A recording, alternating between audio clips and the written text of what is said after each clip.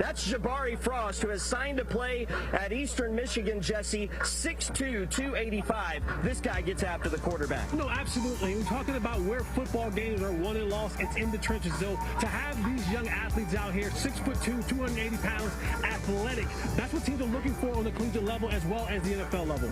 And on the other side for the South team, it's going to be Trenton Pritchett, the offensive tackle, going to try to keep his quarterback upright today. Pritchett at 6'5", 290 pounds. He's headed to Troy, and they are getting a good one in Trenton Pritchett. No, absolutely. I was sitting in the hotel lobby yesterday, and he walked in, and I kind of started looking up at him, and I was like, golly, this is a massive young football player. I cannot wait to see him out here on the field tonight so he can showcase his talent. We've got an exciting next couple of hours for you as these players get the opportunity of a lifetime to play here in Orlando at Camping World Stadium. Team North versus Team South, the Blue-Gray All-American Bowl, and the kickoff is next.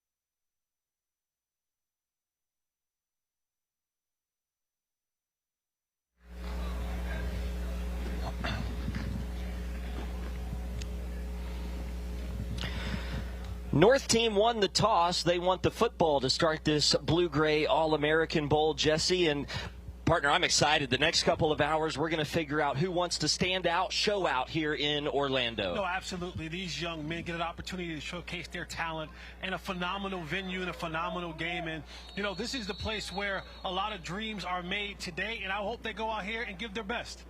Riley Daniels, the kicker for the South team, wearing the gray jerseys out of Rollsville, North Carolina, and back deep for the North in the blue jerseys is number 22, Caleb Odom. And we are underway in this class of 2026 Blue-Gray All-American Bowl, and we have a penalty to start the afternoon as the kickoff from Daniels goes out of bounds.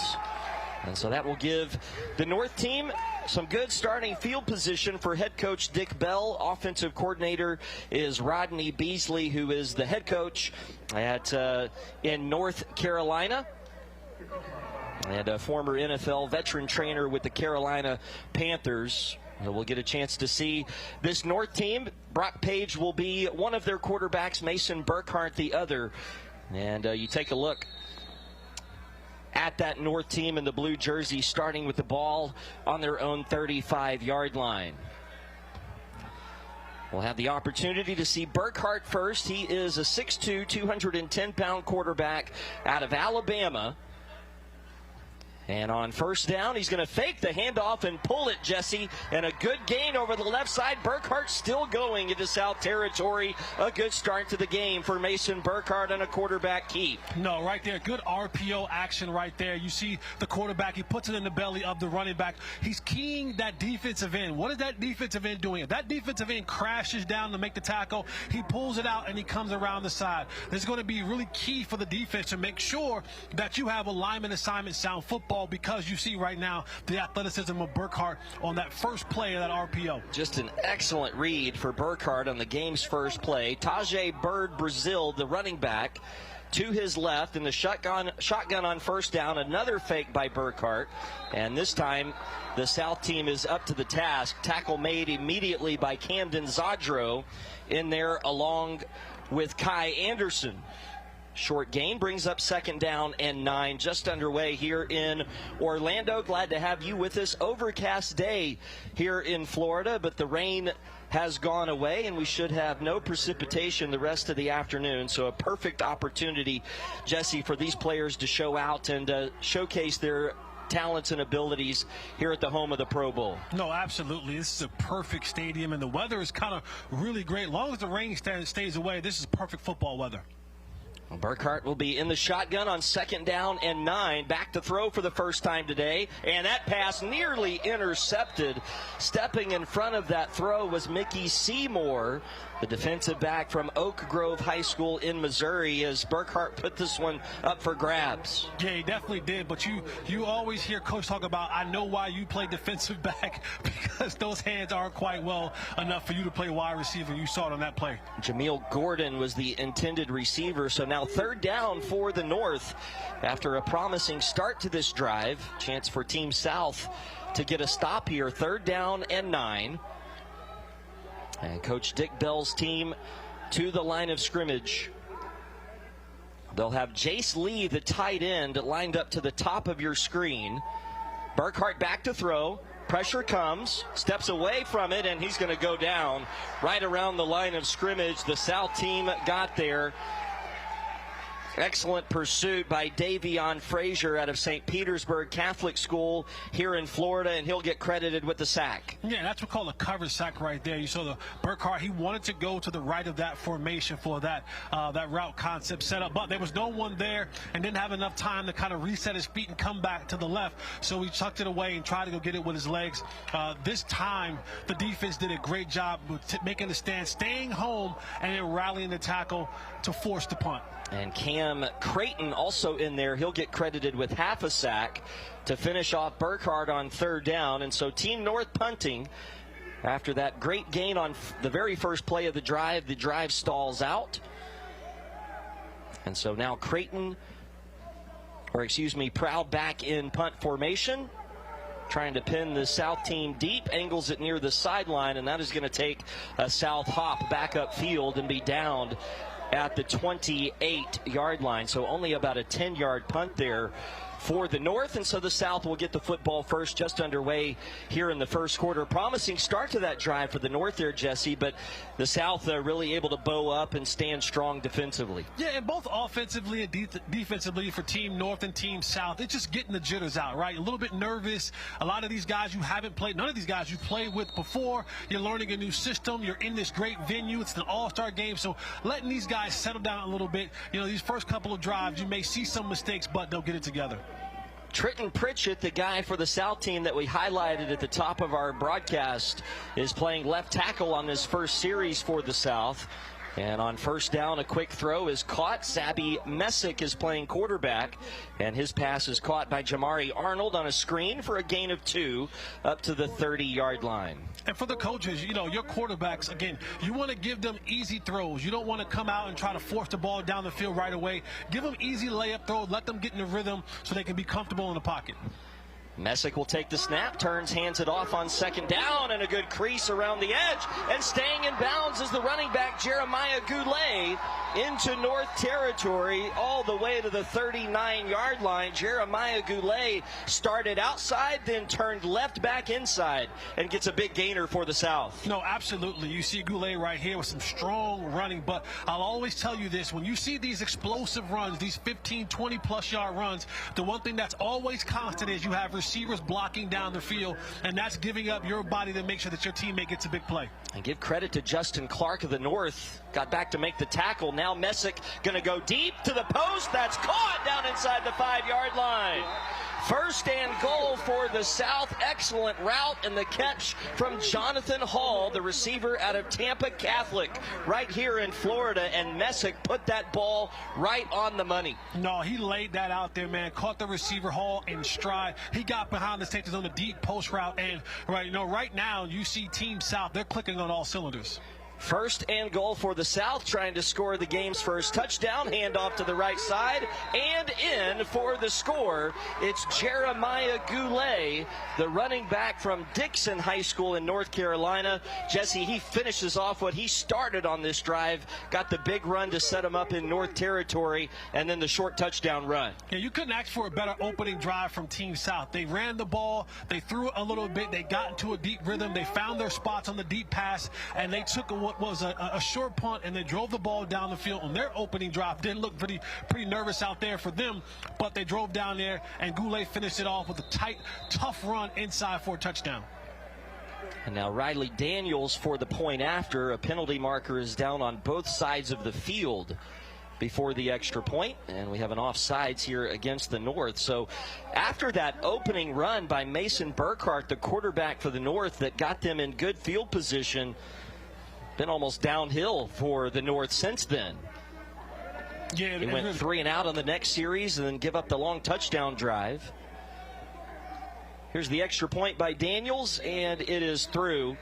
11-11 to play here in the first quarter, and we honor Gus Bell's memory with our class of 2026 Blue-Gray All-American Bowls this year. Gus, of course, the founder of the Blue-Gray football organization. He went away and passed away back in January, so everything we do here today, Jesse, is for our founder, John Bell, affectionately known by us as Gus, and he will certainly be missed, but his impact carries on through this Blue-Gray All-American Bowl. No, absolutely, and one of the things you talk about, legacy, right? There are so many people who may never meet Gus, right? Who may never ever have a chance to interact with him, but there are so many people that understand that my life, their life, football life, has been extended a little bit more because Gus founded this game and gave these high school seniors an opportunity to showcase their talent and to pick up some better offers or an offer in general. So a lot of these guys, will never meet Bell going forward, but should know that the legacy that he started with this game. We're forever grateful for his impact and legacy, especially here for the Blue-Gray All-American Bowl. Back to Orlando in a moment.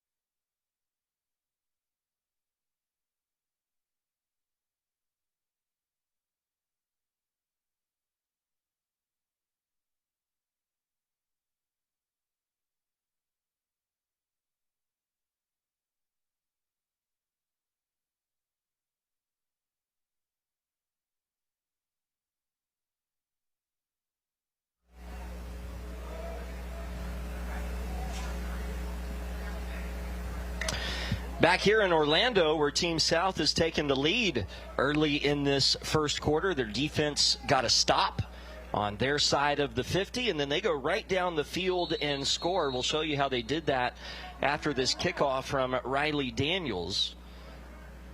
Odom back deep for the North. And this time the kick going to be inbounds and go out the back of the end zone for a touchback. And you take a look at this long throw here from Messick to Jonathan Hall, Jesse. Just a great ball and a great catch on the back end. Yeah, absolutely. You see that right there, double post, and so the safety takes that first post and Hall comes behind them for the big post play. And then down here on the red zone, Goulet finished off this drive. He started it with the big run and finished it down low in the red zone with the touchdown run. I saw several of those offensive linemen for the South getting good blocks Norths at the point of attack to allow Goulet the hole he needed to get into the end zone. And now Brock Page, 6'4", 225. This guy has some size on him, out of Lafayette County High School in Missouri. And on first down, he'll throw with a pump fake, then across the middle. That's caught. Short pass.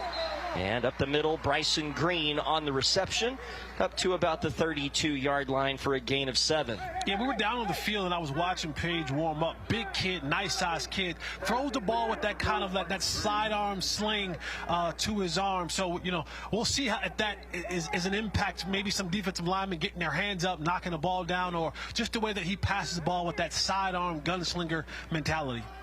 I beg your pardon, he's at the 27-yard line. That caught me off guard here, Jesse, starting at the 20 on that touchback rather than the 25. Page again will throw into the slot on the right, and that's a catch. Up at the 35-yard line for a first down. It was caught by Kevin Till out of Swansboro High School in North Carolina. He was coached in high school by Rodney Beasley, and makes a first down reception there for the North. And I like what the North is doing offensively, just getting Page warmed up into this thing. Easy throws right over the middle, right in front of his face. You know, not much difficulty there, but you just want to get your quarterback in rhythm. You'll see these quarterbacks get switched out every other series. At the 35-yard line, handoff now for the North. And around the right tackle up near the 40-yard line. A good run there on first down by Bryson Green. He's a running back out of Siegel High School in Tennessee, 5'9", 210 pounds. As you take a look there at Davion Frazier, who had a sack earlier in this first quarter. Several big guys on the D-line for the Gray. Ridge Taylor out of Bishop McGuinness High School in North Carolina, 6'4", 210. This Blue-Gray All-American Bowl continues to attract some of the biggest and best linemen from all over the country to come and play. Second down and 6. And Page in the shotgun has a running back to his left, back to throw. Dumps it down to the running back. Nice move to evade a tackler, and a first down for Bryson Green out of the backfield on the reception. Up close to midfield, another first down for the North. Yeah, good read by Page to Bryson. It's getting the ball dumped off to the running back and then allowing your playmakers to do what they do in space. Good catch right there, evades the first tackler, and then just runs behind his pads, gets his shoulders down, and lean forward for a first down. The North is kind of finding some rhythm now, trying to matriculate the ball down the football field with the Page at quarterback. Cam Creighton made the tackle for the South, but not before Green got the first down to the 49-yard line, ball near midfield. Page is going to hand off, and then it's an end around, and a big play here for the North inside the 30-yard line. They finally end up giving it to Dashad Singleton, who was lined up in the slot on the right. And how about this out of the North? No, a little bit of misdirection right there. The RPO with the inside reverse. And you see Deshaun right there getting tucked behind those offensive linemen. And then he uses his speed to get to the outside, up the sideline right there. Really good play called by the North. And when you have that kind of speed, you want to get these guys in space and let them do what they do. And you saw right there a big play by Singleton Jr. on that reverse. So the North trying to answer the South touchdown and putting together a nice drive here behind the leadership of Brock Page at the quarterback position. Wants to throw here on first down, steps away from some pressure, throws off his back foot, and that's incomplete. Trying to get it to Ryder Pennington out of John Glenn High School in Ohio. A little bit of pressure there from the outside, and you saw Page step up and then move to the right and kind of throwing it a little bit off balance. Got some enough air on it, but threw it a little bit behind the receiver. That's probably the first bad play that they've had of this drive. They've been able to run the ball, throw the ball, and even saw that reverse by Deshard last play. So Team North is doing a really good job in this drive. Second down at the South 26-yard line. And we're going to have a timeout called by the North. Saw something I didn't like in the formation. 8:24 left, first quarter. South leading 7-0.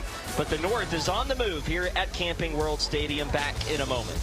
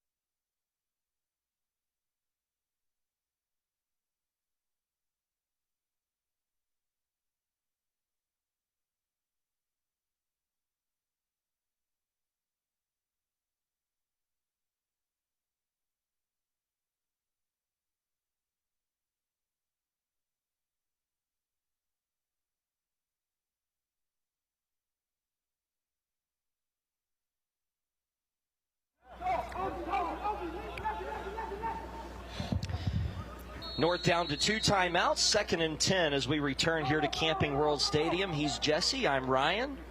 Glad to have you with us here on this overcast day in Orlando, and a handoff here on 2nd down for Bryson Green, and Green is going to be destroyed in the backfield. Nice play made up front by Davion Frazier. He's been all over the place so far for the South. So absolutely, you want to shut down that RPO action, penetrate the line of scrimmage like Frazier did right there, get in the backfield, recreate the line of scrimmage, and now that RPO mesh is messed up by Frazier being in the backfield.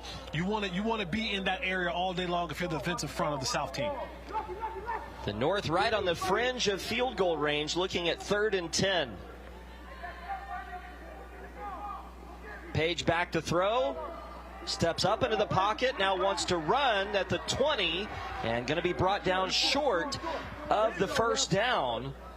It's going to be 4th down and less than a yard, and we've got an umpire down on the play. Take another look at Brock Page, feeling that pressure, Jesse, and then bailing out of the pocket. Yeah, climbing the pocket. I like to see it, 2 hands on the football. When that pocket starts to collapse outside of you, put 2 hands on the football, climb that pocket, and then get up the field and get what you can. Unfortunately, the ref looked like he took the rough end of that hit right there. It looked like he got rolled up on as the tackle was being made on Page, so the trainer's out to look at the official here with 7:32 remaining in this first quarter. Been a good start to this Blue-Gray All-American Bowl. It's always exciting, Jesse, every single year. Who's it going to be on the list? What guy is going to stand out above the rest? And so far we've seen a big catch from Jonathan Hall, a touchdown run, and another big run from Jeremiah Goulet, the running back for the South. And defensively, I've really liked what Davion Frazier's been able to do up front for the South. No, absolutely. Again, these young players come out here, man, they have an opportunity to showcase their talent. And every time you get a chance, because in football you never know when that chance is going to come, they made a play, and we've gotten some really good action happening already in this football game. And our official has been able to get to his feet. Hopefully he'll be able to continue here. Just unfortunate to be in the wrong place at the wrong time as Page was brought down on that quarterback run out of the pocket.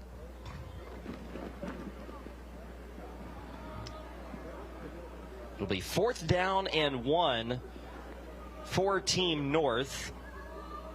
And we'll see if they try a field goal here. Should be about a 34-yard attempt or so. Or if they will leave the offense out onto the field. Looks like they'll try to pick up this 4th down and a yard with Brock Page in the shotgun. Power formation here with a couple of running backs to the right of Page. Got to be disciplined on defensive front. They don't try to pull you off sides. There's the snap. Page will have the 1st down inside the 15-yard line. Nothing clever there, Jesse. Just hat on a hat, get out of the way, let my quarterback get the 1st down. Football is a very simple game at its core, right? Hey, you block, you run, we go get the 1st down. Very simple, very elementary, executed very well. So the drive will continue here on the 4th down conversion for the North, trying to answer what the South was able to do on their first drive. The North had to punt on their first possession of this first quarter. 7-0 South leading the North. Our first game ever here at the Camping World Stadium in Orlando. We've been all over the country for these Blue-Gray All-American Bowls. Never here, but what a warm welcome we've received here in the city of Orlando over the last couple of days. Page looking left, has time to the end zone, and that pass incomplete over the head of his intended receiver. In coverage was Terrence Simmons, cornerback out of Southwest Florida Christian. Yeah, looked to be some confusion right there on the pass play. You know, normally you never want to have 2 guys in the same area when you're trying to complete a pass. I don't know if they were trying to run what we call a scissors route, right? The outside guy runs a post, the inside guy runs a corner, but there are depths to which you have to make your break. One guy's breaking at 10, the other guy's breaking at 12, because you don't want those 2 guys intersecting at the same time. And it looked like, you know, somewhere along there, wires got crossed and you had 2 receivers in the same vicinity. You know, the good thing that ball was kind of thrown over the heads of those guys so that an interception didn't ensue. 2nd and 10. Page across the middle, and the pass deflected and incomplete. Eventually off of the hands of Davis, Josiah Davis from Caroline County High School in Virginia. Jesse had a chance to grab this, but it was good play defensively from the South. Yeah, again, I go back to the same thing I said the play before then. You know, two guys in the very near vicinity. When you're trying to run these double posts, you're kind of trying to flood one area, put the strain on that safety, you know, on that hash. But guys have to be on different levels so that that safety bites up on one of them, because if it goes to the front one, to take the post behind it. It was an excellent defensive play by Jadarius Burney. Now third down, handoff, and not much. Team South was ready for that. Zadro made another tackle for the South, and it's going to be fourth down and 16. They lost yardage all the way back to the 20-yard line as they tried that misdirection play once again that they hit on earlier in the drive, but this time the South was prepared. Yeah, and you want to know what happened? One of the players that we talked about, Frazier, penetrate the line of scrimmage, cut that angle off, and allowed the pursuit from the back end to come in and make the tackle. You want to shut down those RPOs, those reverses, those trick plays. Again, your defensive lineman penetrates and gets in the backfield, and now those things have to bubble out, and your pursuit from the back end can get into the action and make tackles.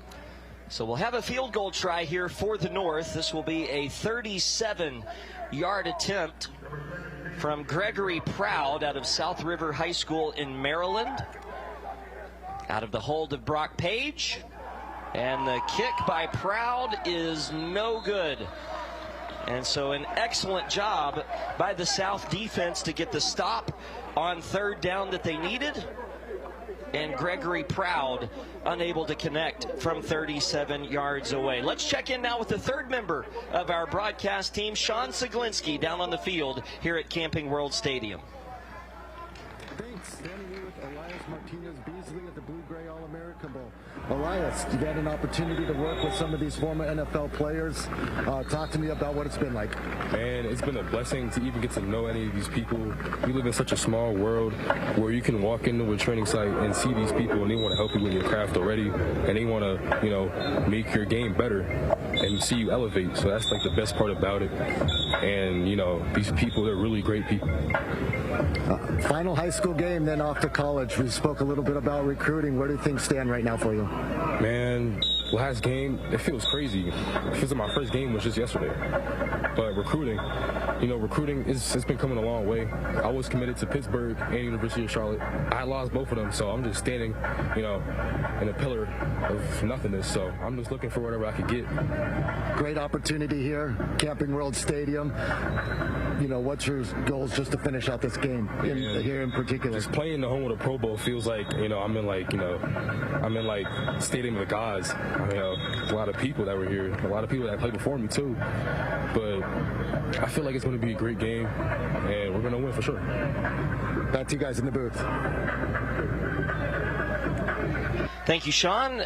Elias Martinez-Beasley on the North team out of St. Joseph's Regional High School up in New Jersey, up in your part of the world, Jesse. And on first down here, the South with a big play. This is Jeremiah Goulet again getting free into the second level, this time making the catch out of the backfield. And Goulet has been such a weapon so far for these South quarterbacks. Yeah, Goulet, he's found some success on this right side, getting on that sideline. Man, good vision. You see he's a very strong runner, good contact balance. His, you know, being able to weave through defenders. He's right now is having a really good first quarter and getting Team South down the field across the 50-yard line. The South looking to add to a 7-0 lead. And back to throw is Ben Milliken. He wants all of it down the right sideline. Caught. Easy walk-in touchdown for Gage Underwood. Perfect connection from Milliken, the quarterback from Sarasota Christian, with a touchdown pass. And Gage Underwood into the end zone, and the South in front now 13-0. You know, that's a really good pass and catch right there. It looks like they were in warm-ups. When you go back and watch, it looks like Underwood had a double move on the outside and froze the quarterback. You see it right there and just laid it out there for Underwood. You know, the pass was so pretty. You can run, like he ran down there and handed it off to him the way he dropped that in the bucket for a touchdown by Underwood. The extra point now for Riley Daniels, and it's a 14-0 South lead. Excellent throw from Ben Milliken. And, you know, that's what every receiver wants to hear in the huddle, Jesse. Run a go. Just beat your guy on the outside, and Milliken put it right on him. You know, and that's set up by the Goulet, you know, little screen pass out of the backfield. When you get on your side of the 50, that's usually what we talk about, taking a shot opportunity where, you know, they're kind of expecting maybe another run play. But you go ahead and you take a shot, because even if you fail, you flip the field because of your field position right now. But you saw the relationship between Underwood and his quarterback, and he laid that one out there, man. Those are the type of plays in these level of games, in any level of game, all-star game, regular season game, playoff game, where I get a chance to go out there and just run by a DB. You know, RC, a receiver at heart, I love plays like that. But just think about the jubilation and just absolute joy that Gage Underwood must be feeling right now. You just got a touchdown pass on an NFL field. Yeah, it was just an amazing opportunity. Absolutely. So 14-0 the South. They have come out hot and heavy in this All-American Bowl at Camping World Stadium. Daniels with the kickoff.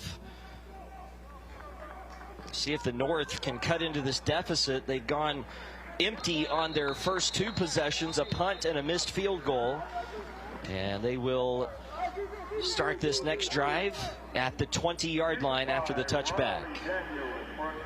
Yeah, the South team, man, they've come out on fire. They've been able to get what they want when they wanted it, whether it's in the passing game or in the running game. They have been really, really good early on right here. Coach Ken Stills, he's got his team ready to go, and they're playing at such a high level right now. So what will the North be able to cook up here, down 14-0, under 4 minutes to go in this first quarter? And we're going to see Brock Page back in there as the quarterback. Or excuse me, it'll be Burkhart, number 2 Burkhart, Mason Burkhart out of Enterprise High School in Alabama. And we have a penalty marker down before the snap. 12 guys. Well, that's a tough start to the drive if you're Team North. And Jesse, this is a good opportunity to remind people watching this game, and you might be frustrated with the penalties and guys running routes that are very similar down here and ending up in the same spots of the field. These players had 2 opportunities to practice, 3 hours on Saturday, 3 hours yesterday. That's not enough time to install an offense. And so with that in mind, it actually looks really good, what they've been able to do. No, absolutely. And credit to these young men for being able to come here and lock in, right? Sometimes you deal with the attention span of the young people on their phones, on Instagram, want to do TikTok dances. But to come here and talk about 6 hours total to kind of install an offense and a defense and to learn different positions, you know, that's really a testament and a true show of how these guys are so focused and so locked in on their jobs here, because this has been pretty much a clean game so far early in this contest. 2nd and 10, Burkhart back to pass, deep out to the right, and that's going to go off the hands of Dashad Singleton, who had a good run earlier in this quarter, that time not able to put the squeeze on a good throw from Burkhart. But we've got another penalty marker down in the pocket.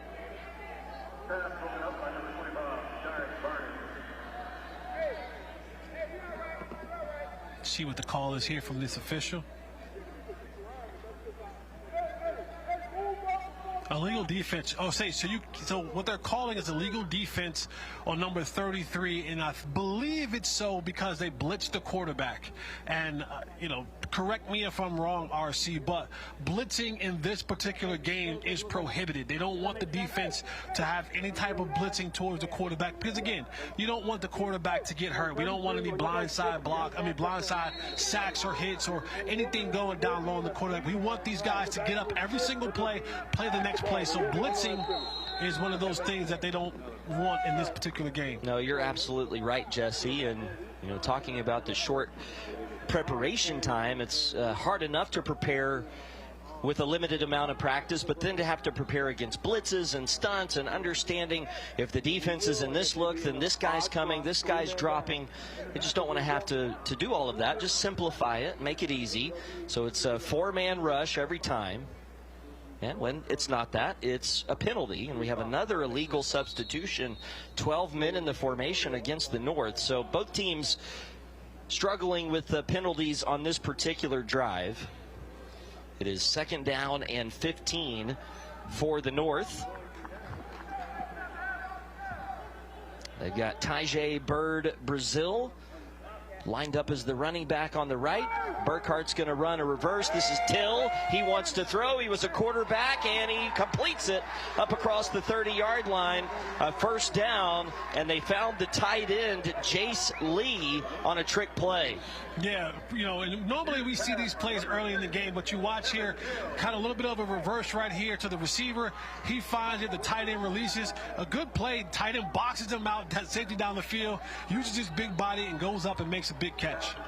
You just wonder how many times over the years at Swansboro High School in North Carolina that Kevin Till found Jace Lee for Coach Rodney Beasley. Till was the quarterback for Swansboro, playing receiver here today. This is Burkhart trying to spin away from a tackle and taken down at the 36-yard line after a gain of 4. Yeah, really good run off the right side, quarterback design run. And you see they're just trying to do a little bit of misdirection and then have those lead blockers out in front. Burkhart tucks it, gets back to the outside for a minimal gain, about 3 or 4 yards. So 2nd down and 6 for the North. They have held the ball for a majority of this first quarter, Jesse, but they have not come away with any points yet. They punted on their first drive after some positive momentum down the field, and then missed a field goal after a drive stalled out on a 3rd down sack. See if they can get things going here as we near the end of this first quarter, a 14-0 South lead. Burkhart takes an errant snap, pass is complete. Receiver might have had the 1st down, but tried to make an extra move. Going to be brought down short of the marker. It'll be 3rd down and 1, and that pass was caught by Till. Yeah, and just a simple, all stop right by the offense. If guys run to the sticks and turn around, the quarterback puts it on him. And like you said, he had the 1st down initially, but he started dancing and started doing the Michael Jackson moonwalking back, and now lost the position and brings up a 3rd and short. So what will the North decide to do here? Just try to pick up the 1st down. They're going to run Burkhart out of an empty gun with 1 receiver in the formation. They've shown the ability to run with Burkhart, and they will here, and he'll have a 1st down as he crosses the 37 and gets up to the 39. Needed 1 and got 3 there to keep the drive going for the North, and it was Zadro who made another tackle out of Walton High School right here in Florida. We got a lot of Florida in this game, Jesse, so not a long bit of traveling for most of the players, especially on the south, to arrive here in Orlando. No, absolutely. You're talking about Burkhart, right? You look at what Coach Beasley wants to do, and this is a lot of levels, just getting that quarterback out and running, using the athletic ability, and you saw that on that last 1st down pickup. Burkhart will pull it from the running back, keep it himself, and be dragged down up at the 48-yard line. Nice job of pursuit there from the South's Camden Zadro, who made yet another tackle. You see the linebacker right there able to get to the quarterback, Burkhart, and bring him down after a gain of 4. And remember, that RPO is the quarterback is watching what that defensive end is doing. If that defensive end crashes down or goes too wide, he's pulling it from the stomach of the running back, and he's following where that defensive end should be. And so now, they've kind of gotten that a couple times. The South need to kind of, shore up that a little bit. Nearing the end of the first quarter, Burkhart's going to keep it again here, and he'll have a 1st down into South territory to the 45-yard line, and they're just slowly picking away at him right now, Jesse, methodically moving it down the field, and it's mostly been Burkhart with his legs. Yeah, Coach Beasley has saw that, and they've continued to go to it after and after again. That is the end of the first quarter here at Camping World Stadium, home of the NFL's Pro Bowl. The South leading the North 14-0, and back to Orlando in a moment.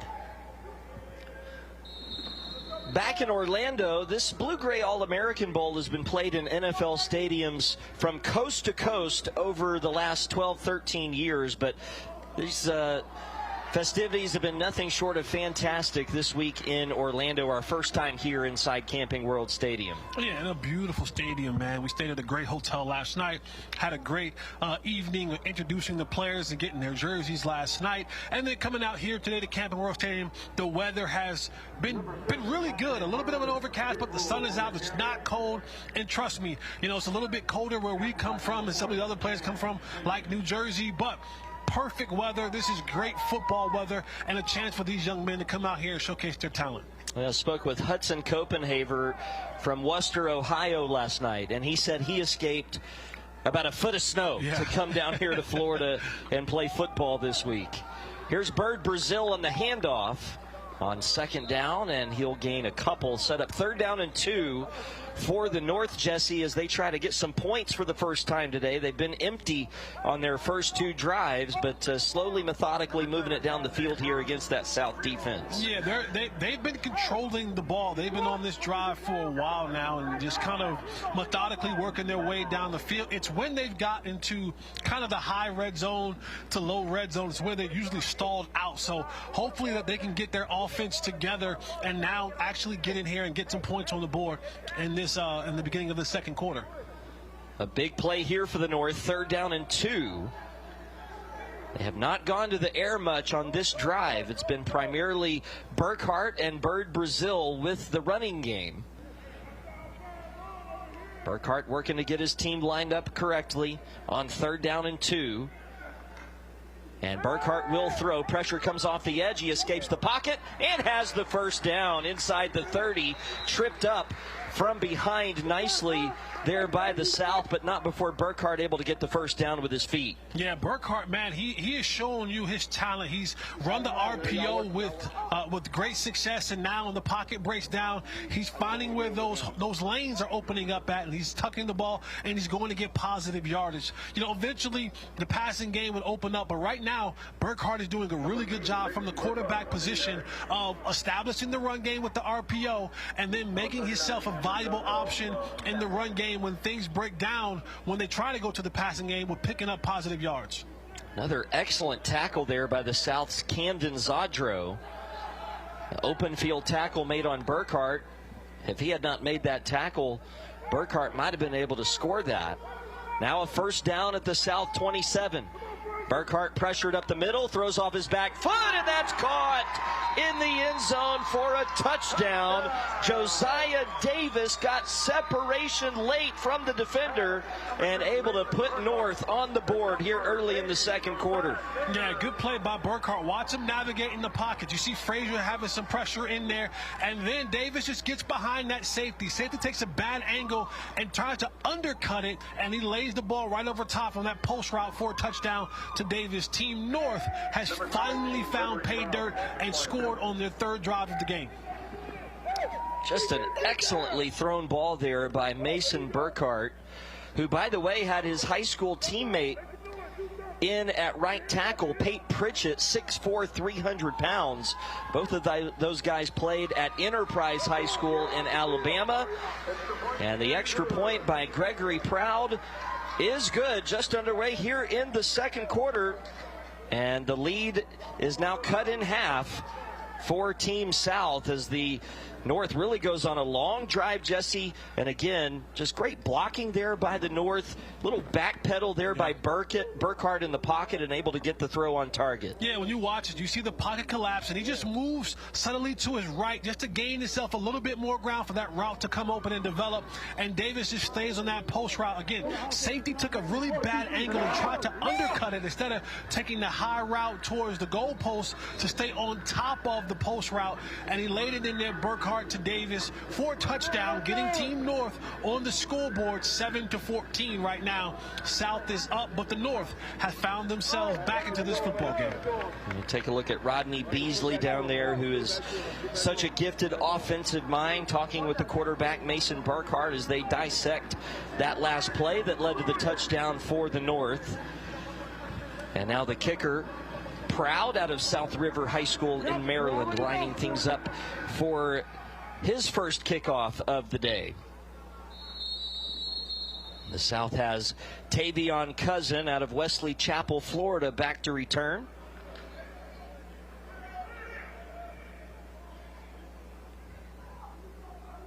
Turning into a beautiful day here in Orlando, Florida. Sun's starting to come out from behind the clouds. And here comes the return for Team South right up the middle. This is Terrence Simmons with a good return. Got outside the numbers 40 and up near midfield. Terrence Simmons. Tell me about special teams, partner. I know that's your passion, and a great job here by Simmons on the return. Yeah, real good job. You see him press the hole down the middle, then gets up into the lane, and then now cuts back to the outside for him, and then he just turned on the Jets right there. And you see Proud comes up and makes the tackle. You never want to get caught by the kicker. You never, ever, ever want to get caught by the kicker, Simmons. So while he had a phenomenal return, he didn't get caught by the kicker. But special teams, man, it is one of those things that a lot of people don't pay attention to or recognize or give a lot of credit to, but you can make a lot of rosters to guys who will be return specialists or kickoff specialists. It matters to a lot of coaches. The good news for Simmons is that modern technology being what it is, he can cut the clip short to show that he did not get tackled by the kicker. First down pass from Sabby Messick is caught in the right flats. No gain, though, back to the line of scrimmage, and that's it. So it'll be 2nd down and 10 for the South as they try to regroup a little bit here. Jesse, they haven't spent a ton of time on offense in this first half. The North has really controlled the ball in the time of possession battle, but the South with a couple of touchdowns, a run by Jeremiah Goulet, and then a pass from Ben Milliken to Gage Underwood for their touchdowns today. Messick back to throw. He's pressured up the middle and sacked back at the 41-yard line. Excellent play made there by Benjamin Ravitz, the defensive lineman all the way up from Pennsylvania, who just shot through nearly untouched for the sack.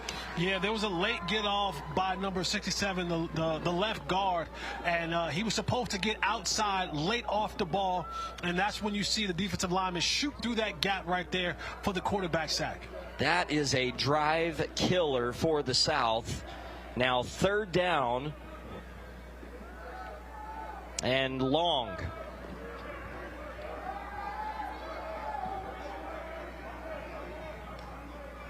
Third down and 20. Messick's going to go deep down the right sideline, and that is caught for a first down inside the 20. Excellent throw and a catch over the shoulder by Jonathan Hall, who's got his 2nd long reception of the day. Yeah, and you know, this is a great throw, an absolute great throw and great catch, and might I add, Jesse, real quick, great coverage as well. Yeah, kind of, because here's the thing, you know it's 3rd and forever. The last thing that I can do is let a receiver get behind me, right? And so I should be, if I'm playing press coverage, I should be mindful of the fact that they have to go get a big play, and I can't give that up. There's a quick throw out into the flat. That's going to be incomplete. Tried to get it quickly to Malik Johnson, and Messick was pressured immediately, so it'll be 2nd and 10. And a big pass completion from Messick to Jonathan Hall. That's the 2nd time that those two have connected with one another today. Messick, the quarterback from Toho Pekaliga here in Florida, and Jonathan Hall, also from Florida, played at Tampa Catholic. Messick turns, hands the ball off here to Alexander Hicks, and Hicks is going to be tracked down in the backfield. The tackle for loss, that's Jabari Frost, Jesse, who he targeted at the top of our telecast. Excellent job by him, the Eastern Michigan signee. Yeah, you watch Jabari, he takes on the block, and then he sheds the block. And that's what you want to see good defenders do. I take on the block, and then I shed the block, and I get to the ball carrier. Those type of traits is what you want to see from your defensive linemen, from your linebackers, is not allowing the block to absorb me, not allowing me to give up leverage, but I take on the block, I then extend my arms and get rid of the block, and then go meet the ball carrier in the backfield for a tackle for loss. Frost is a 2-time state champion at Louisville Trinity High School. Here's a throw up into the air, and that's batted down. Excellent play on the back end by Caleb Odom, who went up top and deflected that pass away. And it's going to be 4th down. You know, one of the things that, you know, we have the privilege to go and we're watching guys at the back end, the pregame, and so we're watching the DBs warm up, and you said something to me, one of the DBs, and I believe it was Odom, and they were going through the drills, and you said, hey man, just go up there and high point the ball and go and get it. But but he didn't in that time, so he could have got an interception, and but he did make the pass deflection, which is now leading to a south field goal. It's a 38-yard attempt from Daniels. That's got plenty of juice on it, and he gets it inside the right upright. Really nice job there on the 38-yarder from Riley Daniels out of North Carolina. That extends the lead up to 10 for the South, still early on in this second quarter. Back to Camping World Stadium after this.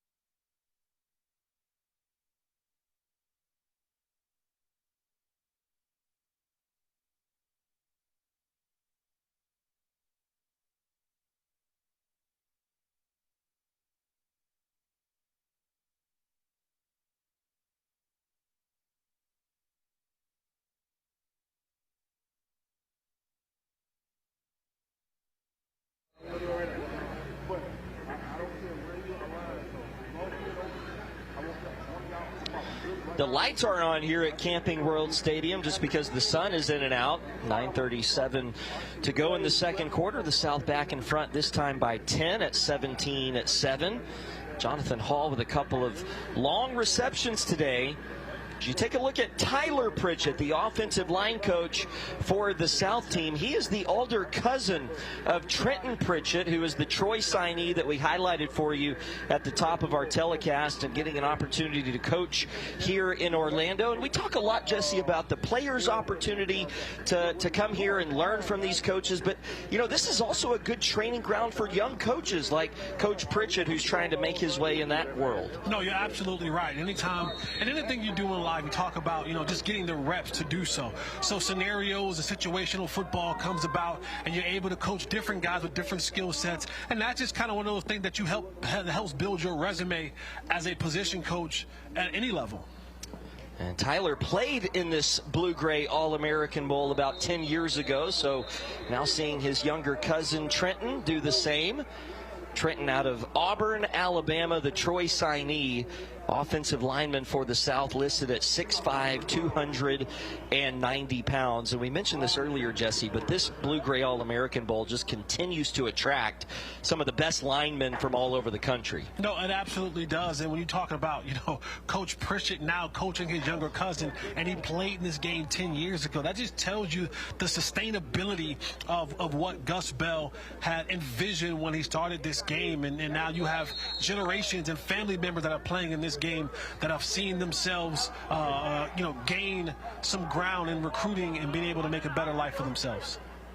So the North back to work offensively, trying to cut into a 10-point deficit. And the quarterback is Brock Page. His pass deflected and intercepted. It's picked off by the South. Jamichael Miller with the return inside the 5-yard line. That pass was deflected, and it came right to the defensive lineman Miller out of Big Town High School in Florida. Now, remember what I told you earlier in the game. You saw Frazier, again, penetrating the line of scrimmage, getting back in the backfield. But I told you, I watched the quarterback in the pregame warm-ups, and he has this sidearm sling. And I said to most defenders, when that ball is coming out, they get their hands up. And you saw Frazier get his hands up on that sidearm sling, which led to a tip. And defenses love two things when it comes to passing, tips and overthrows. And it led to an interception for the South, and they have the ball now at the 4-yard line. Excellent play by Frazier, getting that deflection. And then Miller able to get the pick. Now 1st and goal for the South And they're going to hand off Goulet right up the middle, and he'll take it down to about the 2. Jeremiah Goulet, who's already got 1 touchdown run on the afternoon, makes it 2nd and goal for the South as they try to cash in on the interception from Jamichael Miller off the deflection of Davion Frazier. And it's the little things, right? And this is as you get, as the competition get greater, as the levels get higher, and we'll talk more about it after this play. You see Coach Stills pumping up his kicker, Riley Daniels. And before 2nd and goal, a penalty marker down on the far sideline. That's a false start against the South. But yeah, partner, going back to the technical things, the fundamental things, as you get your collegiate level, and hopefully some of these guys make it to the pro level, the fundamentals start to matter more and more and more because the athletic talent gets greater and greater and greater. And like I said, I saw it in the pregame. I said, man, has a sidearm throw. Now, if you're 6'5", 6'6", 6'7", that works because the arm angle is up higher. But when you're 6'1", 6'2", the arm angle is lower, and now defensive linemen are taught, if I can't get to the quarterback, I got to get my hands up, and that sometimes can be an issue. Bobbled snap here by Milliken in the toss to the running back, and he is swallowed up immediately. Goulet, no chance to get free there, and back to the line of scrimmage, loss of maybe a yard. As we take another look at that handle, Milliken just couldn't find it. And then Goulet got turned around, just a bad play from the start. Yeah, timing completely thrown off on that one. You saw Milliken, bobble the ball a little bit. And so when those things aren't timed well, he bobbled the ball 2 times. Then the traveling distance to the toss, those offensive linemen can only hold those blocks for so long before the defensive line begin to penetrate in the backfield. And the timing of that was thrown all off. Goulet made what he could. About midway through this 2nd quarter, 3rd and goal. Milliken pressured, steps away from the pressure, throws to the pylon, and that pass incomplete off of the hands of Alexander Hicks, the running back. And so it's going to be 4th down and goal, and a great job by the North defense to force a field goal try after the turnover by their offense. Yeah, that's a good drop by Milliken right there, being able to navigate that collapsing pocket, and you see him get out to the wing. We watched the game, the other night, and saw a quarterback get out of there and throw a very similar pass at the same point in time in the end zone. The receiver came down with it. Unfortunately, this one was dropped by the receiver. So Daniels, who was just pumped up by Ken Stills a moment ago, misses from close range. So what a job by the North defense. They hold, and it's still a 10-point game here midway through the 2nd quarter at Camping World Stadium.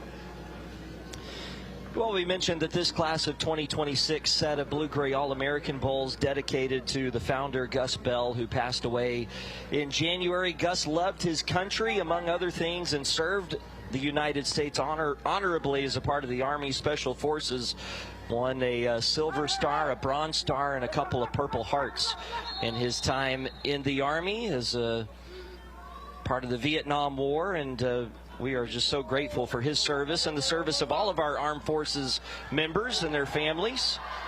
As we come back to play here in Orlando, and a bruising run from Tajay Bird Brazil, and a first down for the North. Yeah, you're talking about running behind your pad. Tajay Bird Brazil right here runs behind his pass, lowers the boom, not once, not twice, dragging guys down the sideline for a big gain right there for the North team. That's the type of run that can get this drive started and get a little bit of energy injected into this North offense. Down by 10 midway through this second quarter. They've got the ball up at the 30 now off of the missed field goal from the South. Burkhart's going to turn, hand it off, straight up the middle. Not much there. Davion Frazier in there again for the South. Having an excellent game up front for that defensive line. And it's going to be second down and 10 coming up.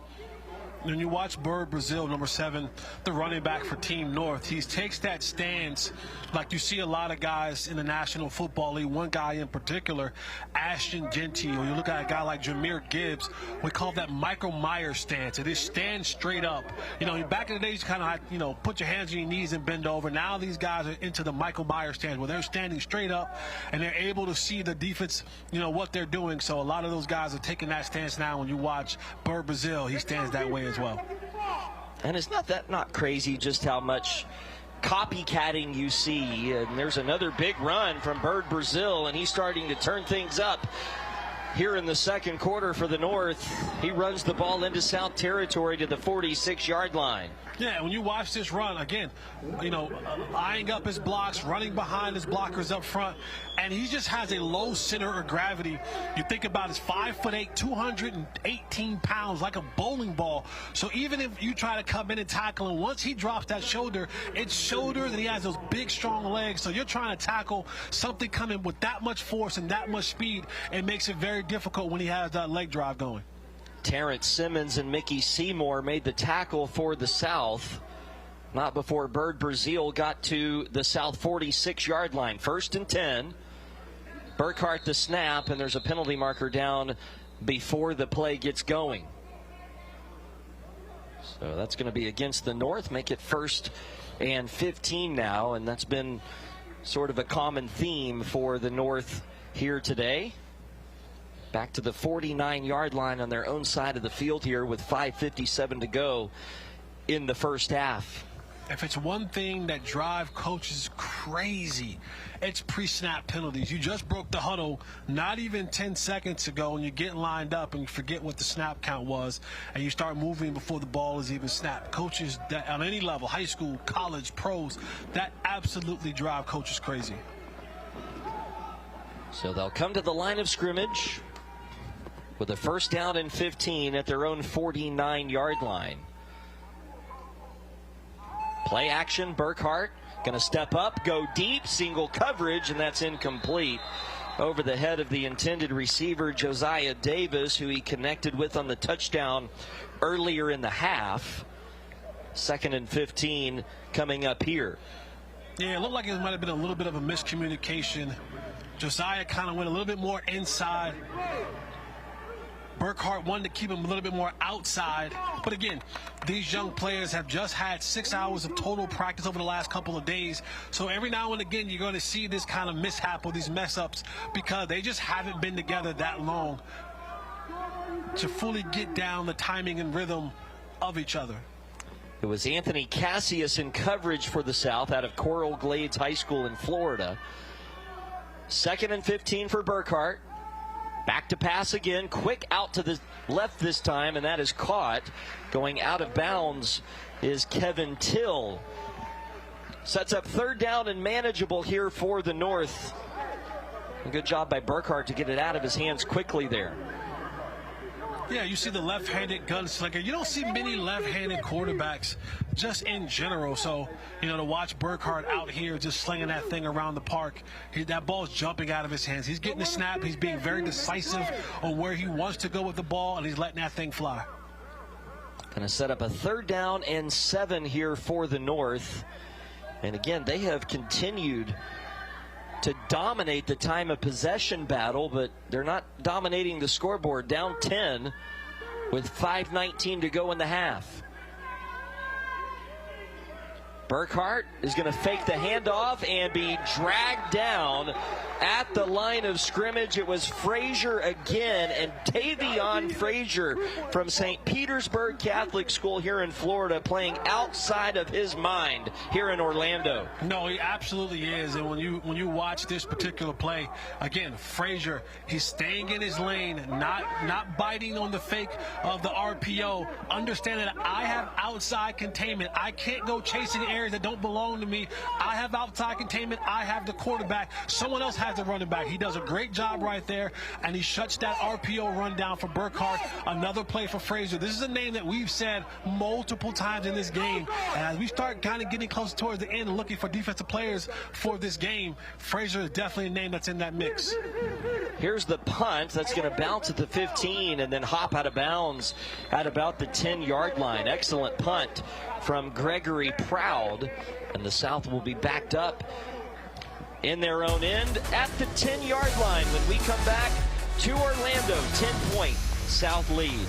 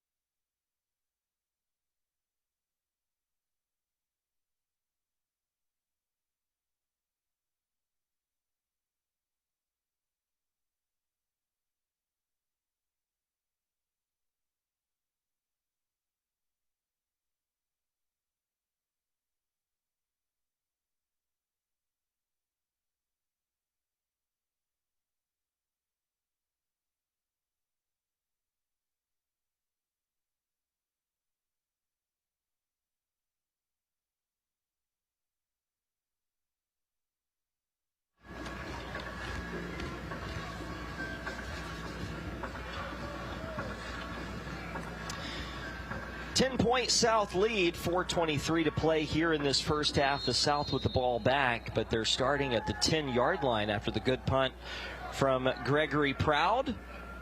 And Sabi Messick to throw on first down. Slant pass, Goulet reaching back to make the catch across the 25-yard line, and that's one way to get out of the shadow of your own goalpost. On first down, a big completion up to Goulet. No, Goulet has been doing a really good job, man. You see him right here, lined up like that fullback, and then just creeps out the end of the backfield, gets, lined up on the linebacker, and just runs down that seam. Ball throw a little bit behind it, and for a running back to be able to reach down and back and make that completion, that just shows you the type of athlete that Goulet is. And it's a guy, old school, right? No gloves, no armbands, no anything for Goulet, just old school, tough football player. Messick, little toss. This is Goulet again. Well, he's a tough runner, fighting for every inch. Going to gain about half of a yard there on a completion from Sabi Messick, the quarterback from Toho Pegaliga here in Florida. It took me a while to try to get the pronunciation of that just right, Jesse. Yep. I'm glad Had you to stay up late studying for that one. I'm glad you got it, because I know I would tear that name up. Now, Messick has played really well so far today. 6 foot 175. Has his team looking at 2nd down and 9. The South with a 10-point lead and the ball as we near the end of the first half. Messick with a clean pocket, rips one across the middle. That's caught. Running free into North territory, down to the 40-yard line. Pass was caught by Omari Smith, and a first down for the South. And this is a rocket thrown by Savvy Messick. No, it is. You talk about a timing route. That's, as soon as that back foot hits from Messick, he delivers that ball right on time before that receiver gets into that scary area where the safety is kind of coming down on that. He catches it and comes out the back end of it. Messick is playing a really good game right now. His timing on these throws are absolutely perfect. We've seen him throw the ball down the sideline. We've seen him throw it to running backs, and now a laser across the middle to a receiver coming across the formation. Savvy Messick right now is having a really good drive. And a timeout is going to be called by the South with 2:34 left in this first half. 2 timeouts remaining for the South. Well, some guys really playing well here in this Blue-Gray All-American Bowl. Devion Frazier really standing out on the defensive side for the South.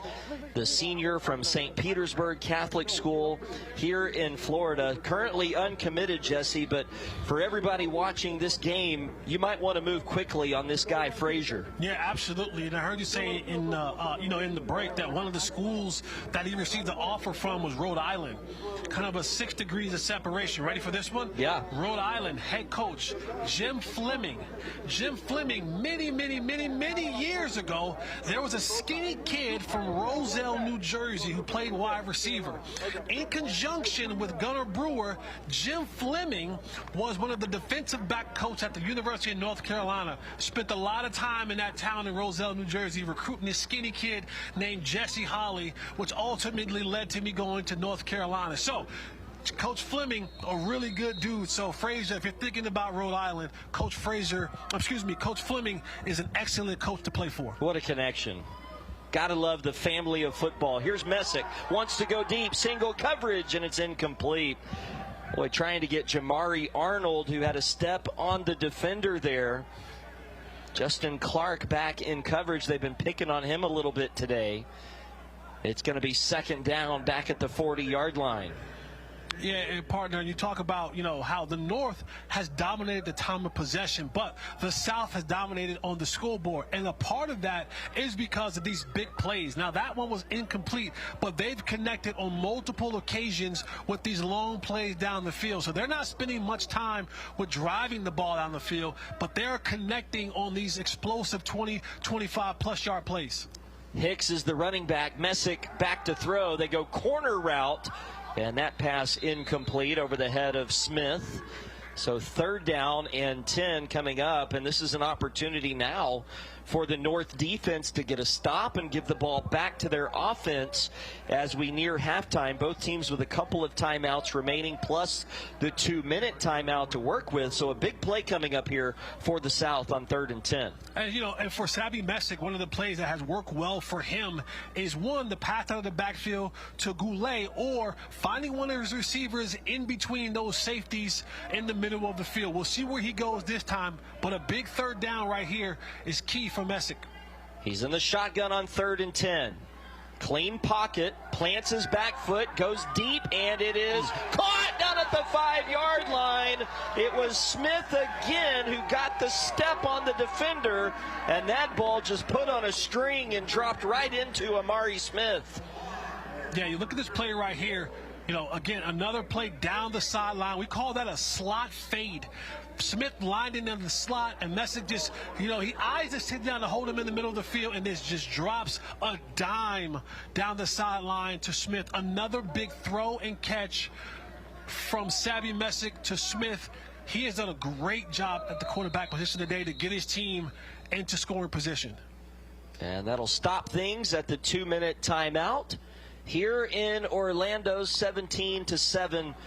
And we're going to toss it downstairs once again to Sean. Thanks. We're here with Jabari Frost, Blue-Gray All-American Bowl. How exciting is it being on this field, working with a bunch of guys that played at the highest level on Sundays? Well, I was really excited to be here, and the biggest thing is that they're teaching me new things that I didn't know about and getting to the next level, and I'm just excited to be here.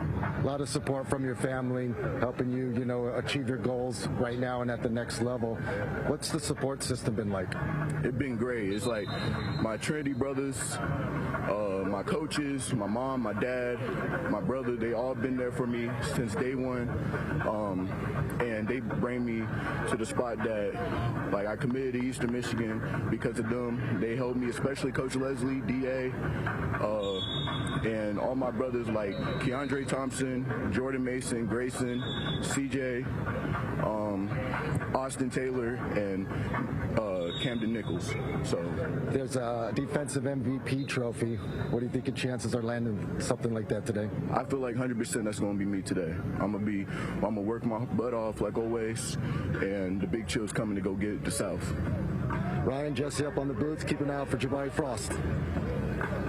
All right, Sean, thanks. And as we near the end of this first half, Team South looking at 2nd and goal. Sabby Messick leading his team right down the field, trying to extend this lead. And a good job this time by the North to clog up the hole up front. And that's Jabari Frost there, Jesse, the Eastern Michigan signee, 6'2", 285 pounds. And there are offensive coordinators all over the Mid-American Conference right now having nightmares thinking about having to block this guy. Yeah, absolutely. Right on cue. Sean just got finished interviewing him. And you see, talking about being a guy for the camera. He steps up right there and makes the next play. I'm kind of upset. He had a little bit of celebration that he did after the interview, kind of like, I'm cold the Frost. I like that. I like a little bit of, a little bit of pizzazz, a little bit of celebratory thing, especially from the big boys in those trenches. So to see Frost make a play right there is pretty good. And the South is going to stop the clock with 41 seconds remaining, trying to get this thing all the way down before 3rd down and goal. So a 4-point play coming here for the South, and they lead 17-7 here in Orlando. As we take a look at some of the scoring plays from earlier in the game, Jeremiah Goulet had a 5-yard touchdown run for the South. They made it 14-0 on a pass from Ben Milliken to Gage Underwood before the North finally got on the board as Mason Burkhart hit Josiah Davis for a long touchdown. Riley Daniels providing the only other point so far in this first half, a 38-yard field goal that he was able to put through. It's been a good first half here in Orlando. Both teams playing well. The North has had a couple of drives stall out on them. There was a turnover in that mix as well that led to the field goal by Daniels earlier in the second quarter. And now we'll see if the South can extend this lead before halftime. And remember that they will get the ball to start the third quarter as well.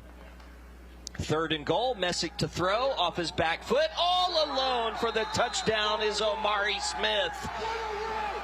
Perfectly thrown pass, and the South scores a 4-yard touchdown from Sabby Messick to Omari Smith. Yeah, Omari Smith was one of the players who got this drive down here. You watch him down here on the goal line.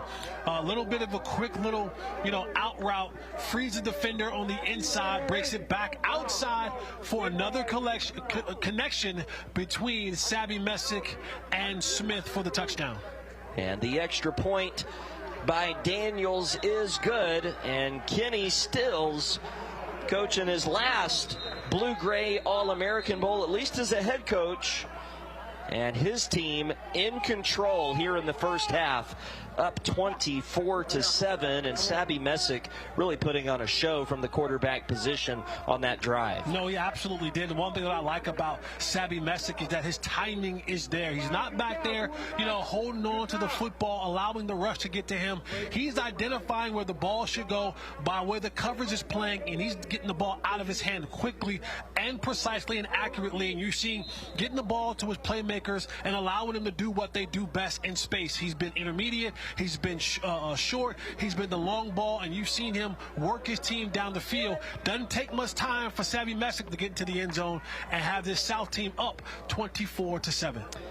And one of his main targets on that drive, number 86, Omari Smith, out of Pike Road High School in Alabama. Tell me what you liked from Omari in that drive. Hey, I like first on the big long play down the sideline. We talk about as receivers stacking the defender. Once I get by you, not allowing you to get back in the picture, stack and stay on top of you, and then that gives a throwing lane for the quarterback to throw it up and over into the bucket, and then and the goal line, understand that the ball is coming out quick. You have to be precise, you have to be sharp, and he did it and led to the touchdown. Here's the kick by Daniels, and he'll have plenty on this to get it out the back of the end zone for a touchback. So now for Team North, 37 seconds, a couple of timeouts.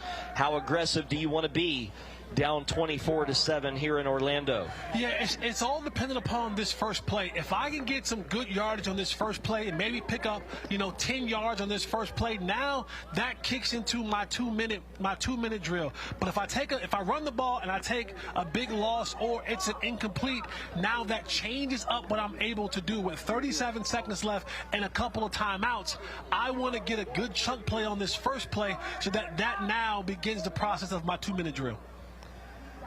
See Copenhaver from Ohio in there, along with Smiley, number 61. He's from Churchland High School in Virginia. Those two guys playing on the right side of the offensive line for the North here. First down from the 20.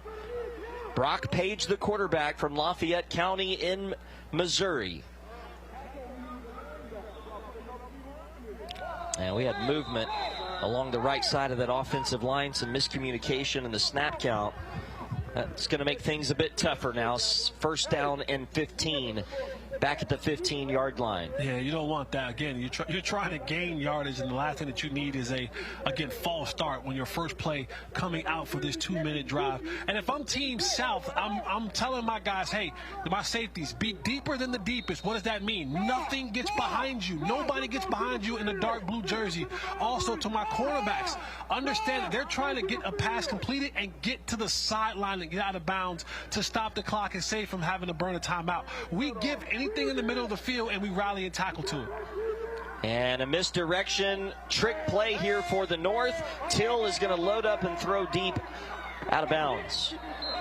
So good job by the South to stay disciplined there, Jesse, not allow that trick play to end up in a big play, and it's going to be 2nd and 15. Yeah, that's what you want right there. You want guys to be aware and be keen to what's happening. So no reverses, no trick plays. Again, deeper than the deepest, nothing gets behind you. And now you're looking at 2nd and 15. And now here's where it gets a little bit interesting, because if I'm Team South, and for some reason they throw a pass right here and I get an incomplete pass and the clock stops, now I'm looking at, okay, what do I have in the bank when they put this ball away and I get it back for potentially trying to throw and score?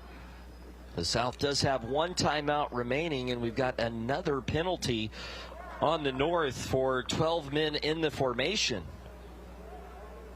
You see Rodney Beasley, the offensive coordinator for the North, not pleased at that particular call against his team. So now it's 2nd down and 20. And you wonder if the North is thinking just hand off here and get to the locker room. Nope, Brock Page is going to go on a 7-step drop deep across the middle, and that was nearly intercepted.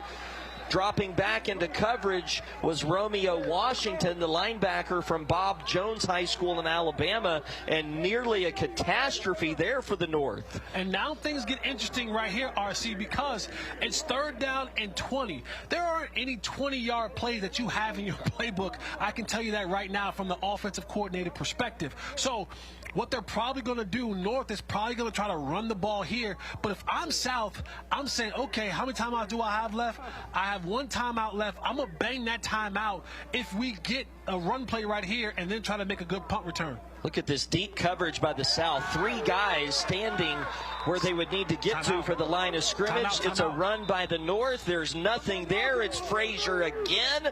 And a timeout called by the South with 14 seconds remaining in this second quarter. Frazier had some help that time from Kai Anderson, the linebacker from Wesley Chapel here in Florida. And this South defense has really impressed in the first half. No, it absolutely has. And what a great stop right there by Kai Anderson, stopping the running back in the backfield, backing them up. And now it's giving an opportunity for them to really have tremendous field position with 14 seconds left. If I can get a good return right here in the punt return game, now I set myself up for maybe a play or two towards the end zone. Hopefully I get enough in there where I can go down there and either kick a field goal or take a shot at half, because Team South gets the ball after halftime. So standing in his own end zone is Gregory Proud. Here's the punt.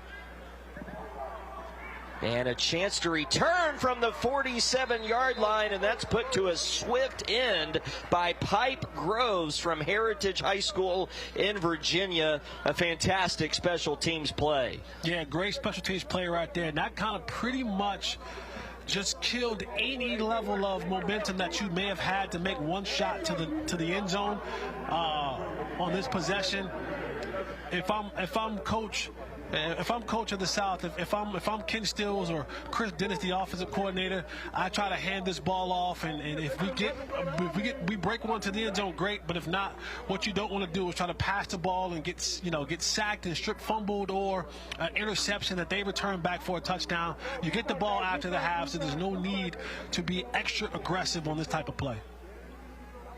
And if Groves had not made that tackle so quickly on the punt, you might have seen the second quarter clock expire on the return. But as it stands, the South should have about one play. Back to throw is Milliken, and he's just going to throw the ball out of bounds. That is going to be the end of the first half, but we do have a couple of penalties down. So unless this is a defensive penalty, that should be the end of the first half here in Orlando. Let's take a wait and see. Looks like it's going to be offensive holding, and then they have another flag on whatever happened out of bounds over there. So we might just go offsetting penalties. I don't know if you can end the quarter on a penalty, can you? I know you can't end it on a defensive penalty, but on offsetting penalties, I'm not sure I've ever seen that before. Let's wait and see what our referee has to say about this.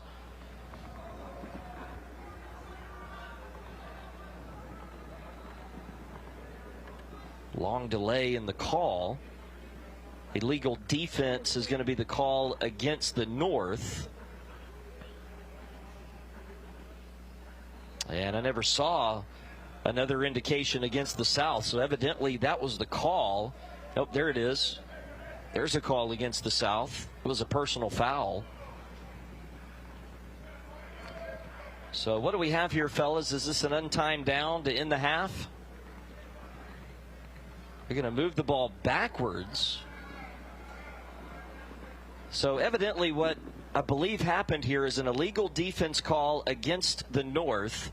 Because that was the end of the half and we had a defensive penalty, the half is not over, but an unsportsmanlike conduct play after the play was over moved the ball backwards, and this is the final play of the half, an untimed down, and the pass incomplete from Milliken as he was looking for Jonathan Hall. So the teams will head off to the locker room here at Camping World Stadium in Orlando. The South comfortably in control, up 24-7 on the North. Stay with us. We've got some things coming up for you at the half. Back with more here from Camping World in just a moment.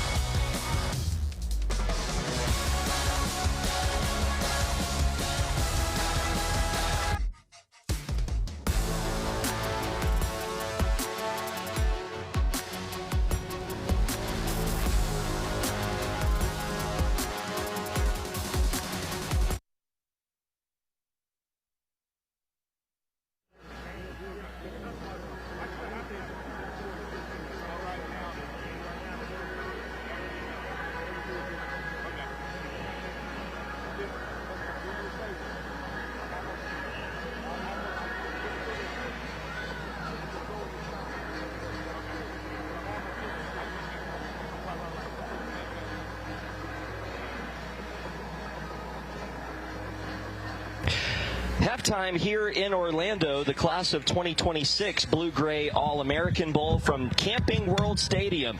More for you right after this.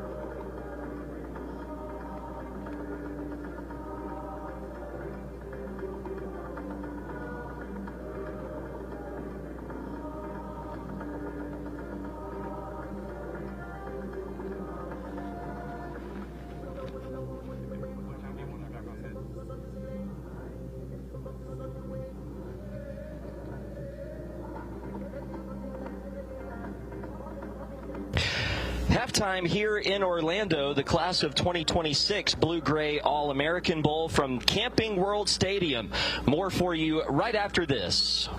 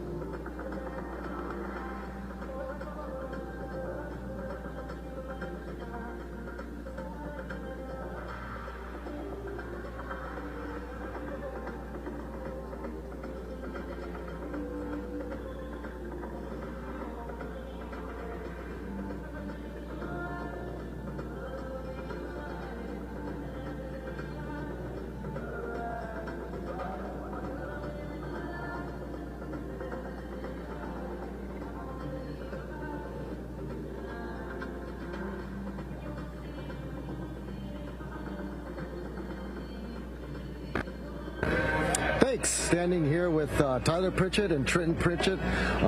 Sideline interview. Tell me.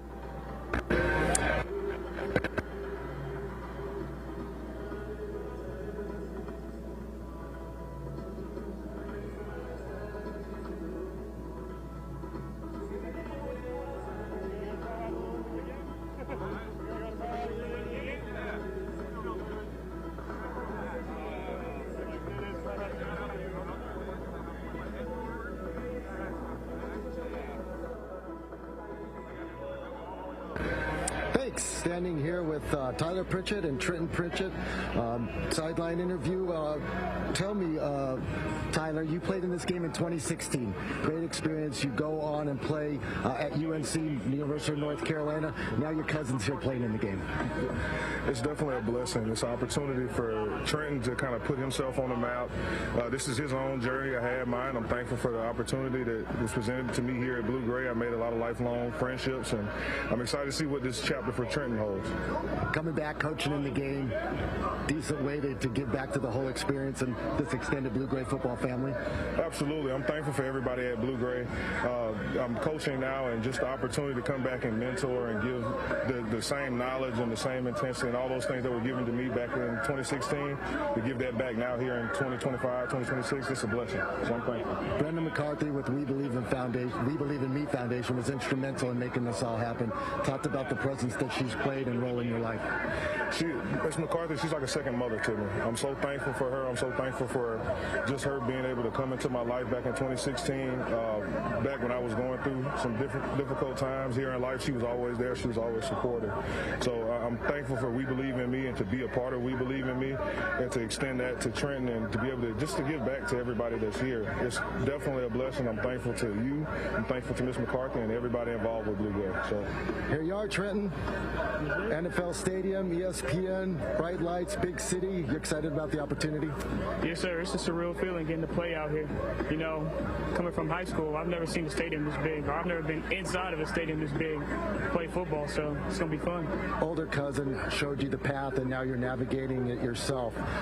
Just talk about going to Troy. You've committed to there, and what's next in your journey? Yes, sir. It's like a family lineage. We've been speaking on this for years. I've been telling him I was going to put my head down, I was going to work, and I was going to find me a way to make it be one, and I was going to carry it on for him. Well, best of luck. Ryan and Jesse, back to you.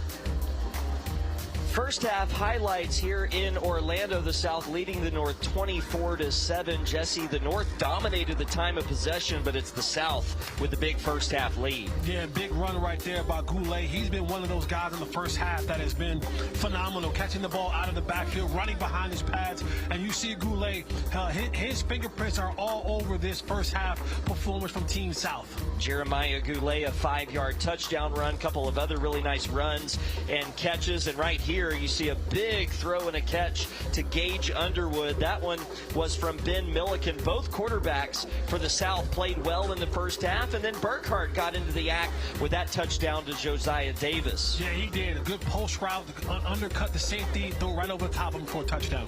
Long field goal there by Riley Daniels. The North trying to get back in things, and this pass deflected and intercepted by Jamichael Miller. But give credit, Jesse, to the North defense, because they held the South out of the end zone on that particular possession. Couldn't do it later in the red zone. Omari Smith with that touchdown catch. 17-point lead at halftime here at Camping World Stadium. Back with more for you before the start of the third quarter in Orlando.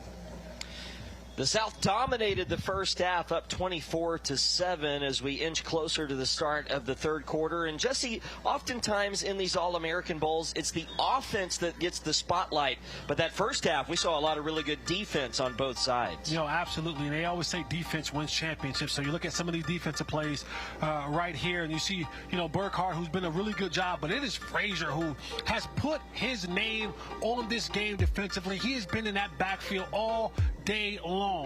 Yeah, he has been very tough to block for Team North. And then on the other side, it's been Jabari Frost, the guy that we highlighted for you at the top. This guy is a monster up front. No, he absolutely is. Just penetrating that offensive line of scrimmage and tackling for loss and sacking the quarterback. He has definitely made a name for himself today in this football game. Should be a good third quarter and rest of the ball game here in Orlando. We're back to the start of the third quarter when you come back to Camping World Stadium. And we're going to go downstairs before we start that third quarter of play to Sean Siglinski. Thanks. NFL veteran Ken Stills here, coach of the South. Talk me through the process here. Is that your first rodeo? You've been doing this for 10 plus years, probably going on 15 now, Coach Stills. Yeah, it's been a while, and so we kind of get into a good rhythm. I brought in coaches that we've worked with forever, coaching other staff as well. It's all about the kids, though. It's about giving the kids an opportunity on primetime TV, getting some good coaches by quality college coaches and NFL coaches, and the kids have been working hard. You know, it's hard, 6 hours of practice, 3 hours each day to get these kids totally prepared. But, you know, with the quality coaches that we have and the quality of talent that we have with players, it's been pretty nice. It's rolled pretty smooth. The kids are playing hard. They want to do well, and they want to put some good stuff on tape. Speak about the blue-gray football family, specifically Gus Bell, and creating and sustaining his legacy. Yeah, well, when I joined this 15 years ago, I met Gus, and it's been an honor and a pleasure. You know, Army veteran, NFL agent, just a great man, a great father, a great friend. We're going to miss him, and I think that's why we got the logos on the jerseys, the bell. We're going to ring the bell today, and we're excited about it. We miss Gus. It's been a great family. Me and you become, you know, good brothers. Even though he's a Phillies fan and I'm a Raiders fan, it's all good. But it's just been a great family, and I think that's what's been holding this company together for so long. And we always tell the kids it's blue-gray for life, part of our family. Ryan and Jesse, back to you.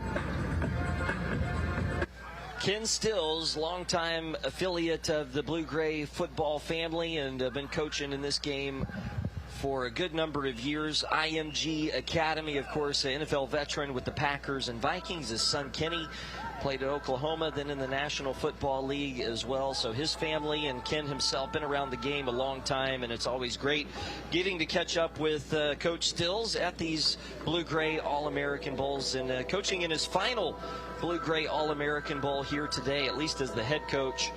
Doing a great job, has his South team up 24-7 as we get ready for the start of the third quarter. And that's one of the things these young men get an opportunity to do, is to spend a couple of days and a couple of hours and moments with these guys who have been around the National Football League, who've coached a large majority of their life, just to soak up that information and just all that knowledge that they get, that they can take from here. And I know that these conversations go farther than just X's and O's and drills and skill sets, but it becomes the conversation about life and about what it looks like and what it means to be, you know, going from a young man to a man and all that comes along with that. So when we're talking about whether it's, you know, Coach Ken Stills or you know, whether it's Rodney Beasley or the host of other coaches on this staff, they really do get a chance to just input and pour into these young men a wealth of knowledge both on and off the field. You see Coach Stills there with Jeremiah Goulet, and boy, just the ultimate CEO down there on the sideline, isn't he? Just has everything under control, just the way that he wants it. So we take a look at Terrence Simmons back deep to return, and here he comes from the 6-yard line, up the numbers to the 20, 25, little crease up to the 30. And going to be taken down around the 35-yard line. There is a penalty marker down at the 20 as Kai Anderson was engaged in a block there on Austin Imler, and we'll see if that's what the officials saw as well. Yeah, it's probably going to be either holding or block in the back normally on these type of plays in the kickoff return. Yep, block in the back.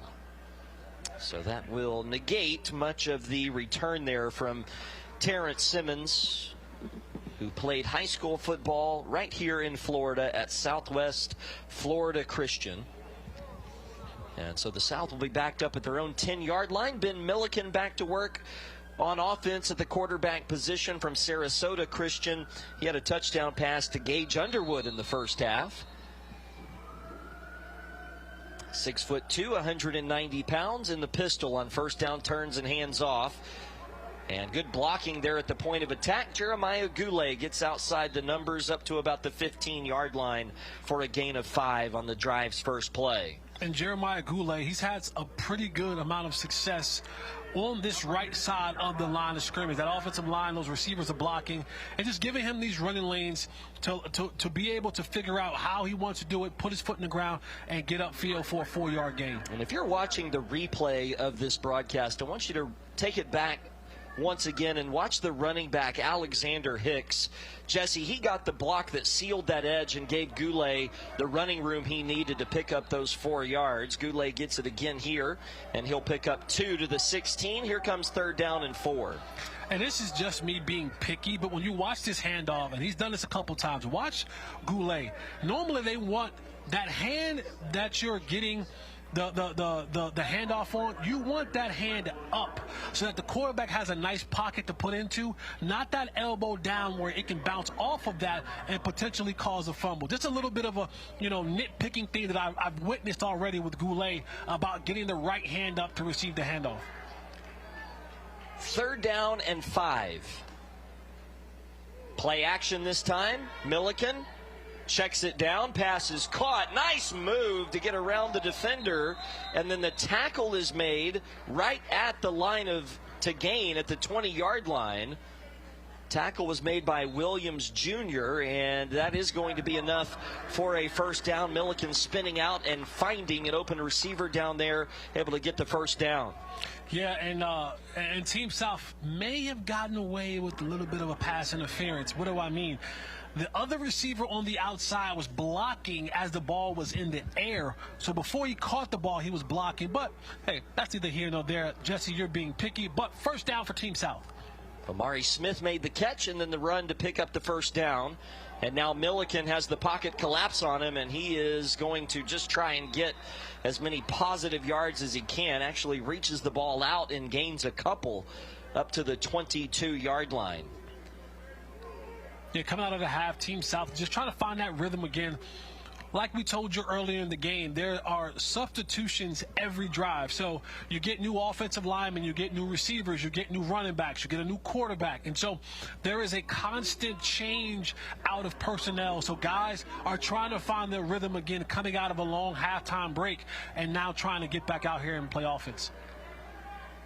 Handoff, Goulet, and this time North able to get into the backfield pretty quickly there. Jabari Frost, one of the first on the scene, along with Graham Campbell from Bel Air High School in Ohio. Some of those offensive linemen for the South are massive when you take a look at Samuel Smedley up there along with Christian Mastandrea. The left guard right now is Christian Mastandrea. He's from Newsom High School in Florida. And at left tackle, Samuel Smedley, 6'3", 270 pounds. Milliken to throw, quick out, wide open. Smith with a catch across the 30 and up to the 35-yard line for another South 1st down. Yeah, just a really good throw to the flats by Milliken.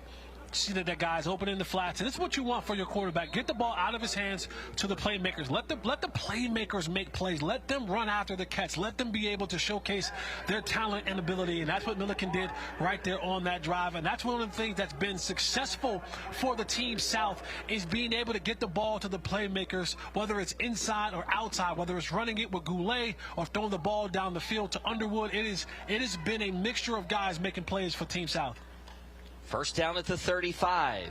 Milliken dumps it off quickly to Hicks, and he will be ripped down quickly at the line of scrimmage. Nice play made in the open field there by Sean Perry, the linebacker from Wakefield High School in Virginia. Yeah, that's just Sean Perry right there, just understanding who was my assignment, who do I have. I have the running back, no problem. Running back leaks out, I follow him out there, and I make a solid tackle in open space. That's what you want to see from your linebacker play, being able to identify who my man is, have my responsibilities, and then when the ball is caught, drive on it and make a tackle. 2nd and 10. Play action for Milliken. Going to go deep to the post, and that is batted down. Intended for Gage Underwood. He had a little bit of a step on the defender. Some good closing speed, and it's going to be 3rd down and 10 coming up. Now, we saw the same play earlier in the game, and I talked about it. The safety tried to undercut it, and Milliken laid out there a little bit deeper. And you would want the same thing. That safety keeps trying to undercut these deep posts instead of staying on the top side of it. If the quarterback laid that out just a little bit further, we're looking at another big-time touchdown. He throws it a little bit short and allows that defensive back to get back into play and make a pass break up down the field. That was Justin Clark defensive back from Virginia, 6'1", 170, who will get credited for the pass breakup. Now 3rd and 10, South at their own 35. Milliken straight back to throw, quick out to the right, long throw, and that's intercepted. And that was Clark, who just got the pass breakup. Now he adds INT to the stat sheet. Yeah, he went from PBU to INT. And what a great play by Clark right here. When you watch this play, they're running a comeback to the outside. And what you know as a receiver in the quarterback combination, that if I'm throwing the comeback route, that ball has to be outside. Either my receiver has the opportunity to catch it or it goes out of bounds. You never want that comeback route to fall inside, because that's where that defensive back is driving in from. And you saw Clark do it textbook. You watched them do those drills in pre-game warm-ups of the 45-degree angle on the break.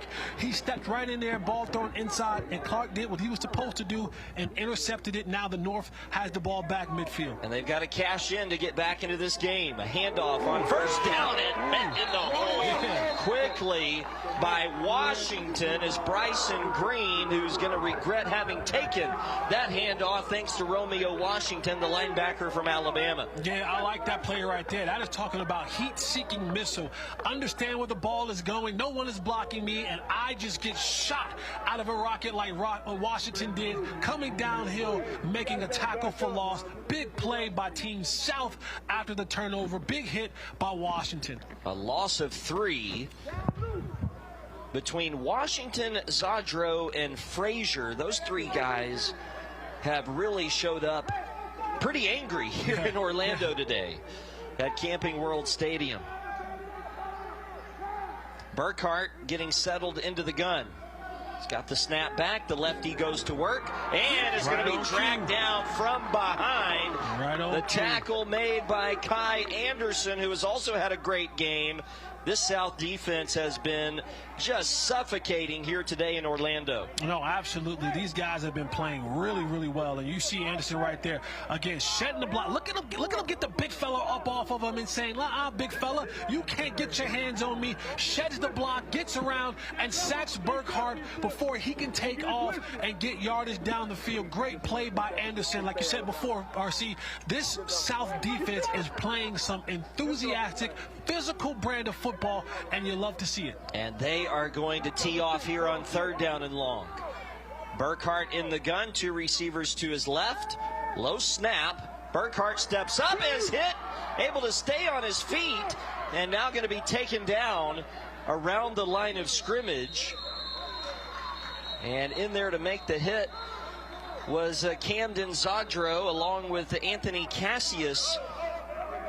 Burkhart lost his helmet, as you can see there on your screen. It's going to be 4th down and 12, and the North will have to punt the football. Yeah, you said it, partner. You know, this Team South defense, they were just pinning their ears back, knowing that Team North had to pass the football, and you see Burkhart nowhere to pass the ball down the field, and they're swarming on Burkhart. Knocks his helmet off. Not too happy about that. I wouldn't be either if I was Burkhart, but this South defense definitely stepped up after the turnover from their offense, and now Team North has to punt the ball away. And Terrence Simmons waiting back at the 15 for the punt from Gregory Proud. South going to get the ball back with a 17-point lead as we near the midway point of the 3rd, and Simmons will let this bounce inside the 5. He touches it at the 2. That probably doesn't happen if you're not in an All-American Bowl, but Simmons trying to make a play. He's going to get back to the 15-yard line, and we got multiple fouls down on the play. More than likely going against the receiving team. Yeah, probably another holding or blocking the back. Just under 8 minutes to go here in this 3rd quarter, and there's the call against the South, a holding that will back them up a little further into their own end. Back to Camping World Stadium in just a moment, a 17-point South lead, and they've got it back.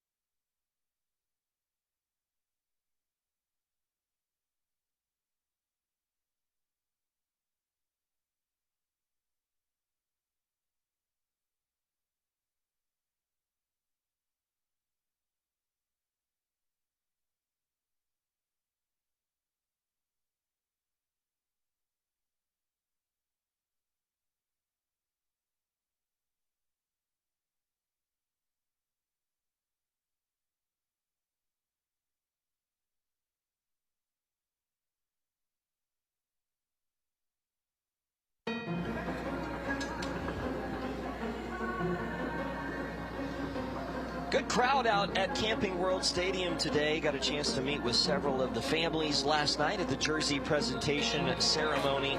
Just always a great week put together by Sean Siglinski and Joey Barnhart and their entire team. Emmett LaFleur giving him some support here in Orlando this week as well. And boy, Gus Bell would be proud of the organization that he has put together under now the direction of his wife, Marie Bell, our boss. First down for the South, handoff up the middle, not much there as North able to close that up quickly. The handoff to Johnson. And gains nothing back to the line of scrimmage. Tackle made there quickly by Linwood Harmon Jr., the linebacker. And the one thing for Team South, what they're looking at, we're talking about this game, well into the second half, into the third quarter, with that 17-point lead, what you want to make sure that you do is, one, eat up the clock, and then don't put the ball in harm's way where this team can get a turnover. Messick is going to toss it to Malik Johnson and got outside the numbers, crosses the 10 up to about the 14.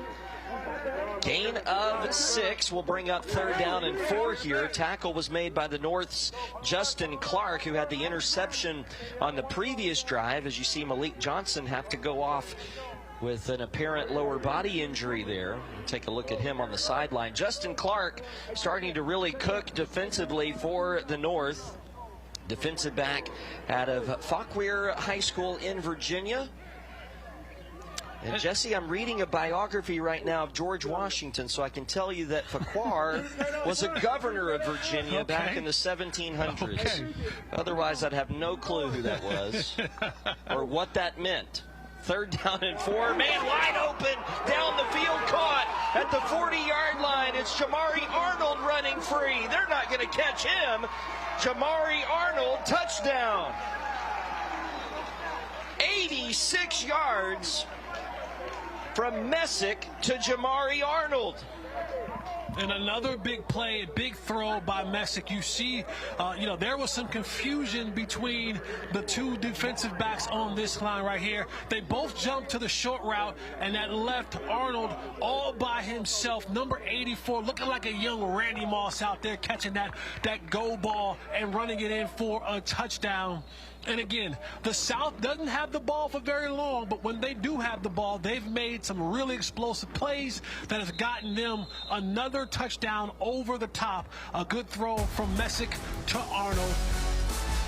And unfortunately, Riley Daniels not able to tack on the extra point, so the South will have to settle for 6 on this beautiful throw from Messick to Arnold. 30-7, the South with the lead.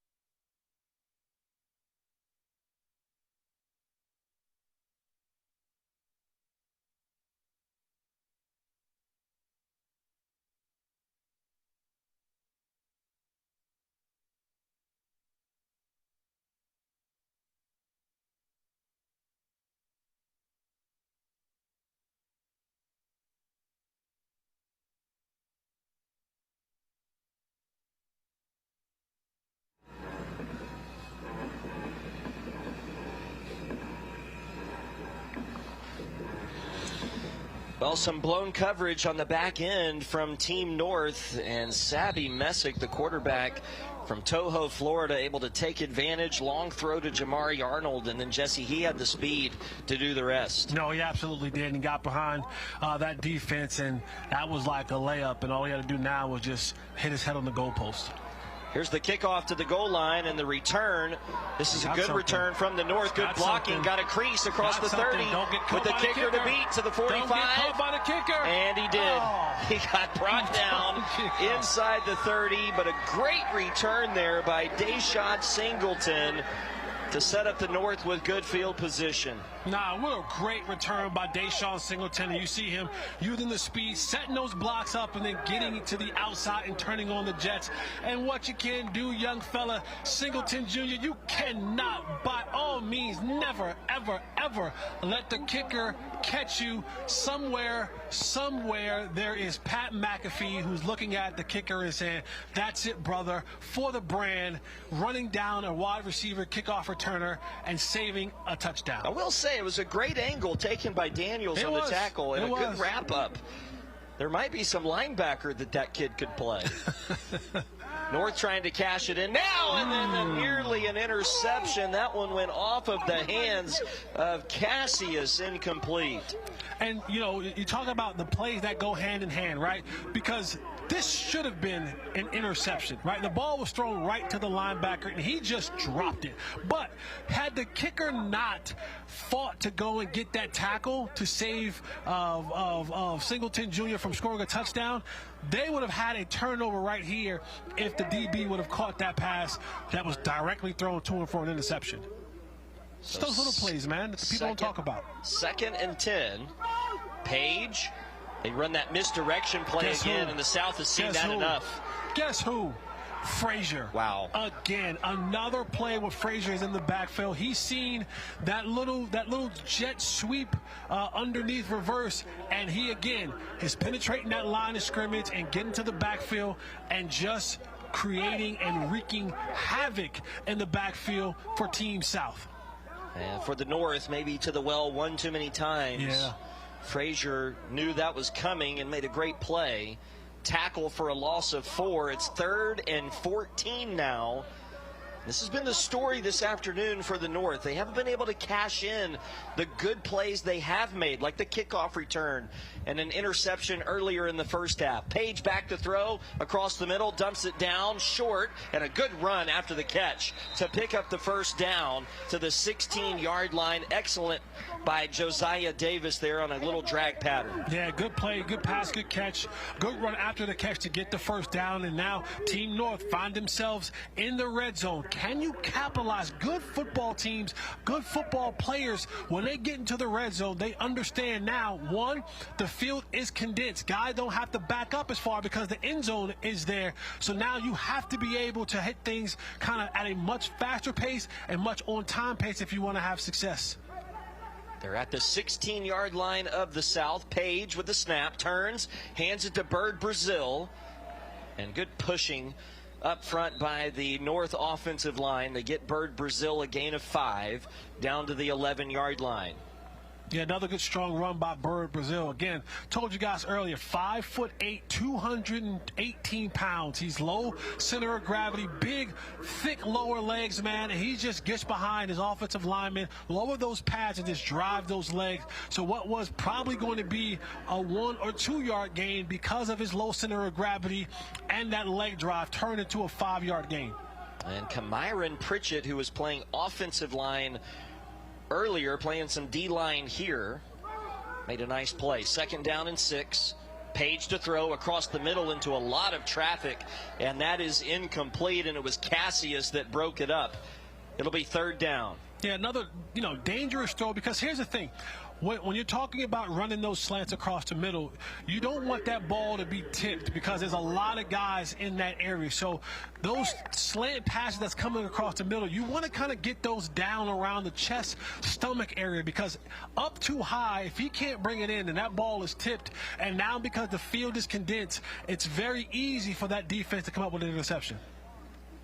Page back to throw on 3rd down. Has time, and that pass almost intercepted again This time it was Terrence Simmons Jr. who had his hands on it. I just haven't been able to find the timing on those slant patterns. So as an old dog, as an old wide receiver, the rule is when you're running these type of routes, especially in the tighter coverage, if I'm a receiver, I have to, it is mandatory by everything that I have in me, I have to cross the safety's face. If I go behind him, the quarterback is expecting me to cross his face, and he throws it in there like he's gonna throw it across his face, and that's how that interception almost happened. For young receivers, understand when you're running these posts, I have to cross the safety's face. Here's the field goal attempt by Gregory Proud, and that is no good. Both field goal kickers have struggled just a bit here this afternoon in Orlando. Still a 30-7 South lead. Back to Camping World in just a moment.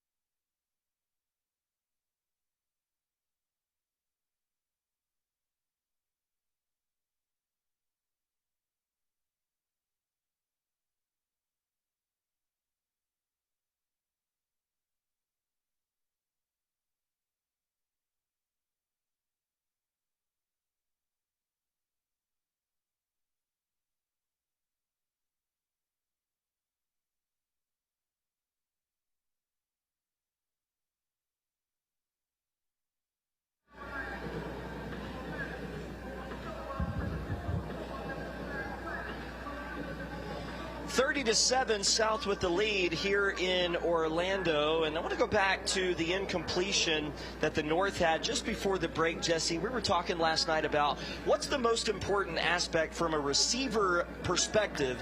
You told me it was route running. So take me through this right here as a receiver. Yeah, so when you're looking at this play right here, right? So now the quarterback is expecting, all right, we have a skinny post. So now I know that that post is going to be run tight and right across that safety's face. So when I take my drop back, I'm getting to the top of the drop and I'm letting that thing go, expecting the receiver to cross that safety face. And when you don't, it leads to a play like that that could have almost been intercepted. So after the missed field goal, it is the South taking over and up to the 25-yard line on the first down run up the middle for Alexander Hicks. And just second down and 5. And just to finish that conversation, these are things that young wide receivers will kind of know. They'll learn that over time. As a young receiver, you're just trying to get open the best that you can. But as you grow in these levels, you understand that all those little nuances in running a route tempo, understanding where am I at in the progression, down in distance, where am I at on the field, all those things come into play when it comes to breaking down how to run routes and how you should do it on each particular play. Second down, handoff once again up the middle for Hicks, and he'll have a first down across the 30 up to the 31-yard line. The running back out of Jacksonville Episcopal School here in Florida. And we haven't seen a ton of press coverage on the outside from these corners today, Jesse, but that's just such another vital part of a receiver's game is how can you beat a guy when they're going to press you on the outside? What moves do you have in the bag to be able to go and make a play? Yeah, and that all depends on what route do you have, right? Because you have some routes that we call mandatory outside release, where I can't go inside because there's something coming in from the inside out. So I have to be able to just eat that and go outside as best I can. A steady diet here for Alexander Hicks. Another handoff, a gain of 2. But then I look at it as a receiver and say, okay, where am I at? Am I inside? Am I outside the numbers? And now I'm just setting these things up all game long. And so for receivers, it's a cat and mouse game that I'm playing with this defensive back. And now, I'll even come to the sideline and say, hey, coach, or tell my quarterback, man, when we run this, I got it. I'm going to lead him to the outside. And you saw earlier in the game, how some of the safeties were undercutting those posts. And one was completed for a touchdown. The other one was thrown short, and Clark was able to get his hands on it. But that's a conversation I go back to the coach and say, hey, let's run that post again, but just lay it out there because they're undercutting it. 2nd down and 8. Play action, Milliken back to throw. Pressure now comes late. He throws it up for grabs, and that is incomplete. And the guy that had the best crack at that was Pip Groves, who had sticky tight coverage on Gage Underwood. It'll be 3rd down and 8 coming up as we take another look at Milliken putting one up for grabs here. And, Team North really should be thankful that Milliken didn't have much time, because he had a post route that was running screaming wide open down the middle of the football field. But good thing for the guys up front in Team North, they got after the quarterback and didn't give him time to load up and throw one deep down the field. So a chance for the North now to get off the field.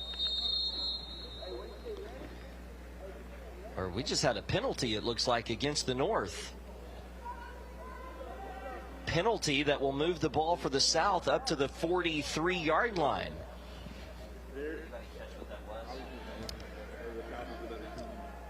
Not quite sure where the flag came in on that play. I didn't see anything from our referee, but the South gets awarded a 1st down, and now another handoff to Hicks. And Hicks hit at the line of scrimmage, able to spin ahead for a gain of 2. Nice tackle made there by the North. Wyatt Deneau-Bice, one of the guys in there for Coach Dick Bell's team. Deneau-Bice out of Belle Plaine High School in Kansas. It'll be 2nd down and 8. Yeah, RC, you mentioned names like Kansas and Texas and New Jersey and Virginia.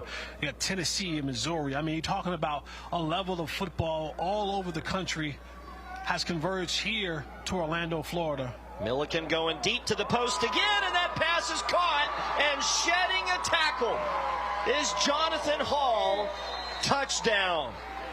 Yeah, they went back to that play. I told you that Team North got lucky the last time because they got pressure on Milliken, so they came back to it again. This time, no pressure on Milliken, and then he was able to lay one out there for his receiver for a touchdown. You watch it, good fake up front. He plants it, gets behind the DB, throws it out there, sheds a tackle, and runs in for a walk-in touchdown for Hill. Ball was actually thrown a little bit behind Jonathan Hall and able to reach back and make the grab, and then he just shed Jed Durham to go the rest of the way for the touchdown, 57 yards. Ben Milliken with his 2nd touchdown pass of the game, and they don't get much prettier than this right here, Jesse Holly. No, it doesn't. He laid that one out there. And what a great catch by the receiver, understanding that I have the DB on my back, breaks the tackle, and Jonathan Hall casually strolls in there for a touchdown. And Team South, they have about 5 or 6 of those plays right now under their belt where their receivers are running down the middle of the football field, and the quarterback just laid it out there for them, and they walked in for a touchdown. Big explosive plays for this offense has led to a 30-point lead by Team South. And I talked to Coach Ken Stills at the hotel last night before the Team North jersey presentation, and he was pointing out kids on the North. Look at this kid, look at some size on him, this guy's a good player.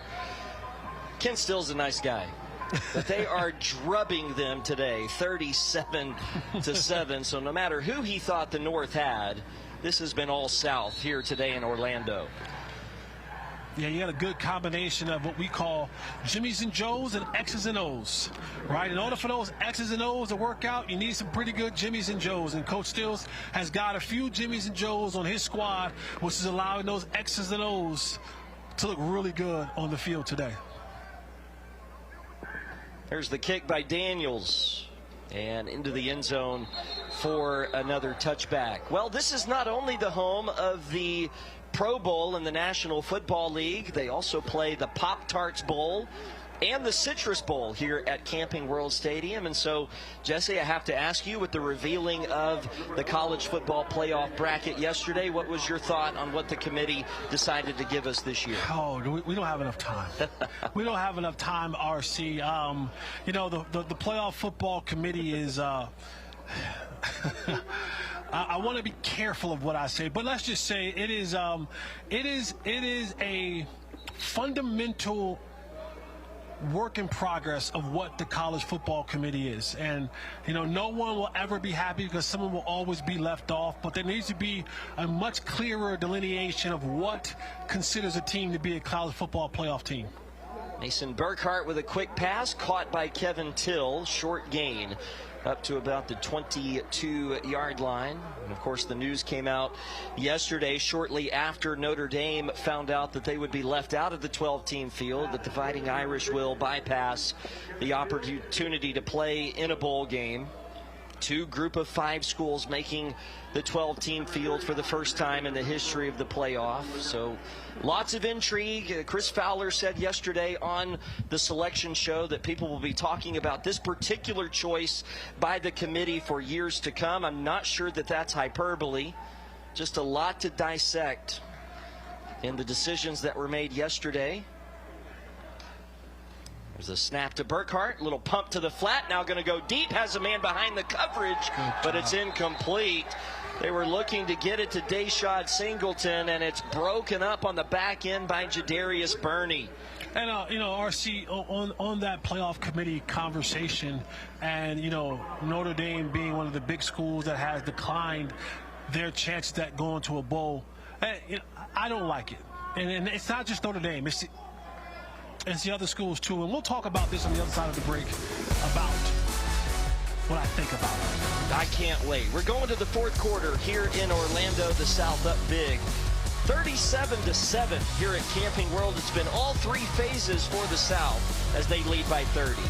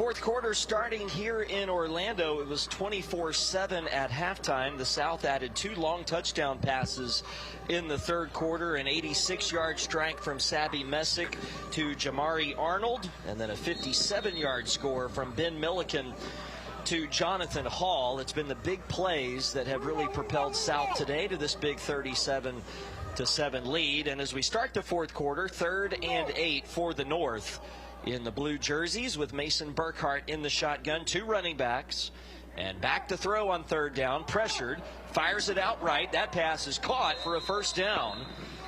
And a nice catch made by Dashad Singleton Jr. to keep the drive alive. Yeah, good play on the sideline by Dashad Singleton Jr. All hands catch, getting both feet down and getting the clock stopped, so that as they're trying to make this comeback from a 37-point lead. Well, Jesse, tell me a little bit about your thoughts. Notre Dame deciding to forego their opportunity at a bowl game after being left out of the field. And this is the part where I get a little bit kind of upset, because you have a bunch of guys in that Notre Dame roster who, one, won't ever play football again. And there's an opportunity for them to play one more college game with their brothers. And then you have some other young guys on this football team that you want to come back to your team next year, where you can use another game of development, another week of practice of development, and you shut all that down and knock all that away because you're feeling a little bit, hurt because you weren't selected to be one of the 12 selected in the college football playoff committee. Josiah Davis, the intended receiver on that deep throw from Burkhart. Terrence Simmons back in coverage. It'll be 2nd down and 10. Notre Dame lost their first 2 games of the year. They lost at Miami and at home against Texas A&M, then reeled off a 10-game winning streak, beat those opponents by an average of 30 points a game.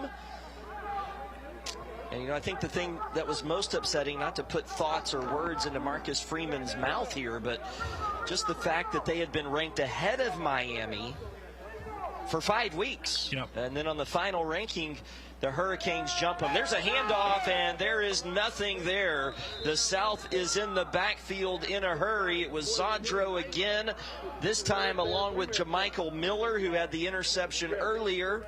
And when you start thinking about defensive MVP, Jesse, can you just name the entire defensive line for the South? Yeah, it seems to be that way. They have been getting after the North. And, you pick a guy, they've probably made a play or 2 or 3 at some point in time in this game for Team South. But that's what you want. You want these guys to come out here and play with their hair on fire, especially defensively. Be fast, be physical, be aggressive, make plays behind the line of scrimmage as often as you possibly can, and they've done a great job today.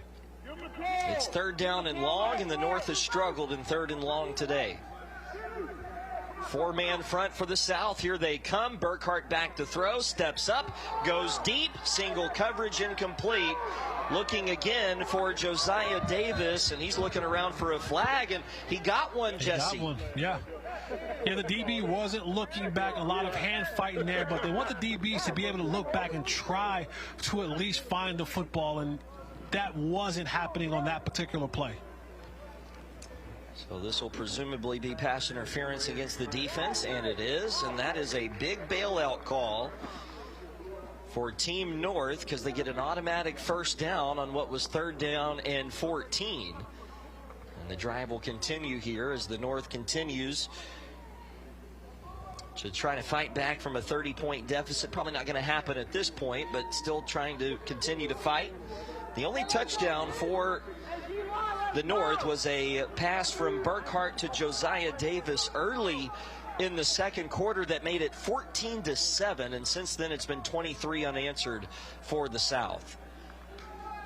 First down, Burkhart pumping, now steps up and will just try to gain as much as he can. A 3-yard pickup before he's brought down by Zudro.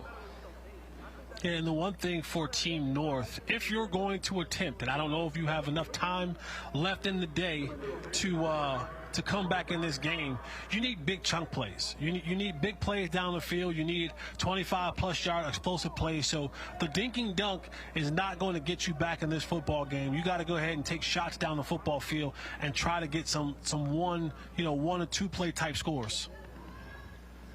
It'll be 2nd down and 7 after that 3-yard pickup by Burkhart with his legs.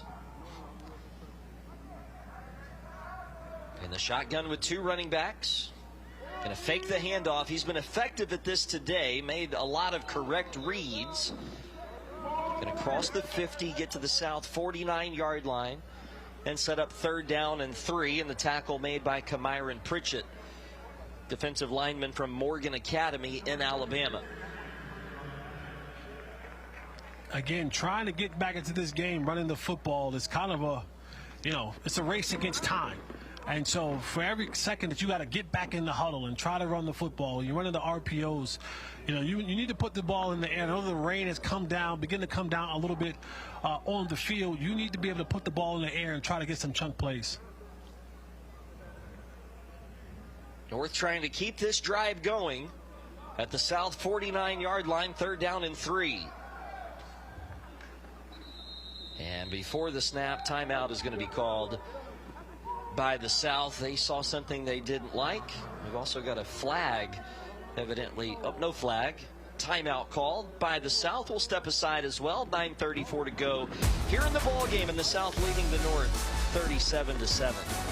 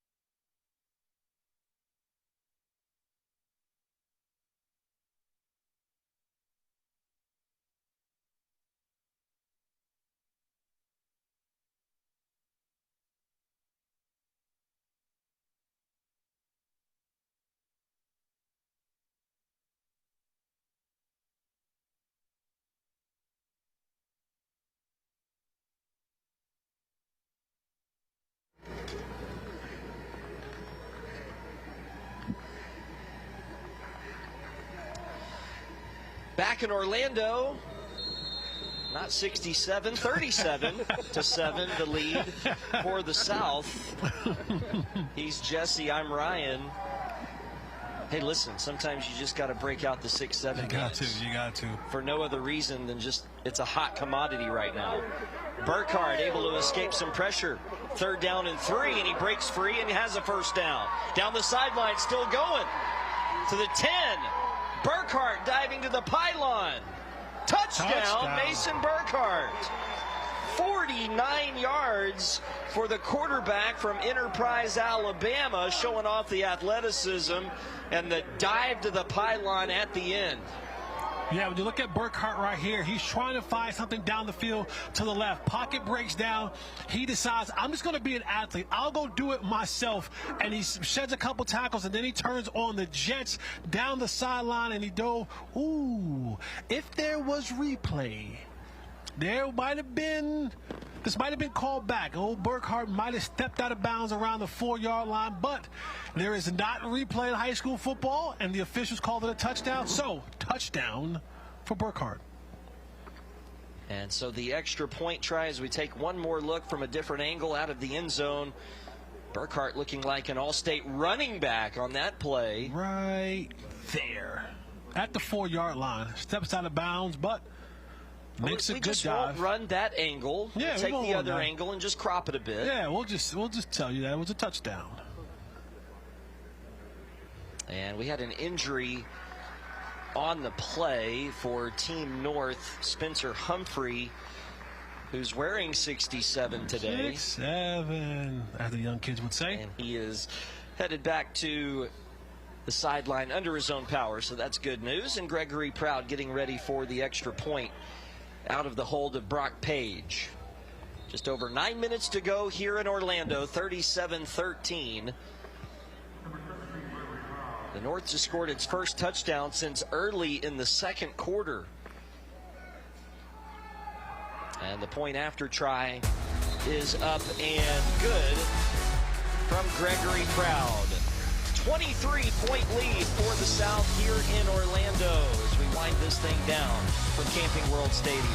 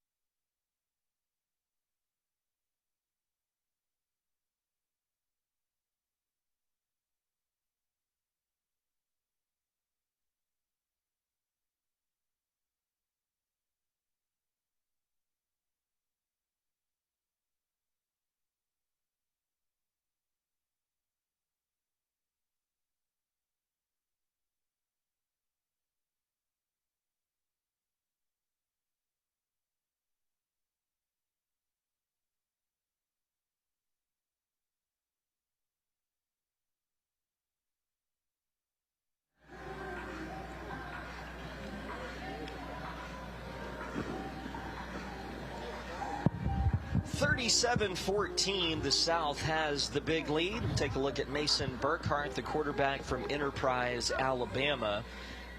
And talking with Pate Pritchett, his teammate there for Enterprise High School. Pritchett, 6'4", 300 pounds. And one of the guys who helped Burkhart to that long touchdown run that we're going to show you again here in just a moment. Here's the kick by Proud. And a high end-over-end opportunity to return this from the 2-yard line. Here is Jamari Arnold, who scored a receiving touchdown earlier. This time he'll be dragged down shy of the 25-yard line. Jesse, take another look at this play. The offensive line for the North does very little to help Burkhart here. This is just Mason going and making a play. Yeah, he's trying to find something to the left, and they collapse, and he just takes off. And this normally sure-handed tackling South defense, giving up not one but 2 missed tackles, and then Burkhart does 3 missed tackles. Burkhart does the rest, turned on the Jets down the sideline, dives in for a pylon touchdown. And hey, let's talk about the effort there. I know he didn't end up making the tackle officially, but Mickey Seymour, number 24 for the South, was the defensive back there, rushing back. And this is a 30-point ball game, right? So you see the quarterback take off. Looks like he's going to score. Some guys might think, I'm going to let up here. Not Mickey Seymour. He raced after, tried to make that tackle, and now a big run for the South down the sideline. This is Cousin, Tavion Cousin, 75 yards, all the way to the house for the touchdown. And it looks like Team South maybe stole a play from Team North. They ran that same little kind of, that little bit of inside reverse that you've seen Team North running all day long. And they just pitched it around, and Cousins found the alley and got upfield. Wearing number 81, old school 81 for a receiver. Rocket Ishmael wore 81. It looks like he had a little bit of Rocket Ishmael in him right there as he took off down the field for a touchdown. And an excellent block downfield by the offensive lineman Levi Peoples from Bartow High School here in Florida. He also got some help from Jamari Arnold, the receiver, getting up there and delivering a block. I told you guys to start this game, if you want to know how big plus explosive plays happen down the field, it's because receivers like myself, we're getting into the blocking game, allowing these running backs and other receivers to gain those big yards. Well, there's a quick answer by the South. One-play drive. As we take another look here, great design and a touchdown. Tavion Cousin just had the speed to get to the outside, and he puts the South back in front by 30. Back to Orlando in a moment.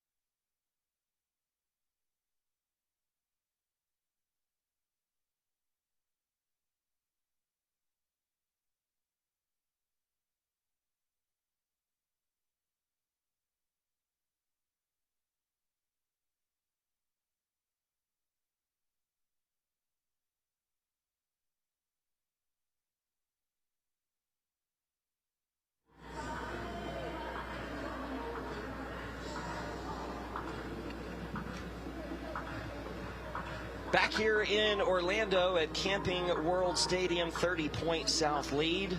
This is a stadium that was built back in 1936, Jesse, during the Franklin Roosevelt administration. It was a Works Progress administration build. It was renovated several times over the year. UCF has been the most common frequenter of this stadium. They played here for a good number of years in the Orlando area. Home of the NFL Pro Bowl, home of the Citrus Bowl and the Pop-Tarts Bowl as the kickoff goes into the end zone, and home of the Florida Classic, the HBCU showdown between Florida A&M and Bethune-Cookman, and Bethune-Cookman beat the Rattlers this year in that particular game. So sort of a fun venue. There's not like a common person and a team that's here every week, but sort of a multi-purpose facility. And today it's hosting some of the best high school football players in the country. Let me test some of your Dallas Cowboy football knowledge. We both reside in Dallas, Texas. What three-time Super Bowl champion is an alumni of Florida A&M? I have no idea. I'm guessing they played on the three-time Super Bowl champion of the Cowboys in the 90s. Yeah. I'm going to go Jay Novacek. I have no idea. Yeah, Jay Novacek is out of HBCU. That's it. That's Charles Haley. No, Nate Newton. Okay. Nate that Newton, makes sense. 6-time Pro Bowler, 3-time Super Bowl champion. Nate Newton is a Florida A&M Rattler. I'll give you even more recent one. What current Dallas Cowboy on the roster today? I'll even make it easier for you, RC. He plays defense for the Dallas Cowboys. That is a Florida A&M Rattler. You have totally cooked me here. Marquise Bell. Okay. Marquise Bell. And I also have to ask you, because this is the home of the Pop-Tart Bowl. What's your favorite Pop-Tart? My favorite Pop-Tart is the brown sugar cinnamon. Yes. Without question. Yes. Toasted. Yeah, toasted. Has to be toasted. So someone said to me the other day to toast it and then put butter on it. Ooh. I've never heard of that before. I know we have to get to the airport after this game. I might be making a stop at the grocery store. I never heard of that one before.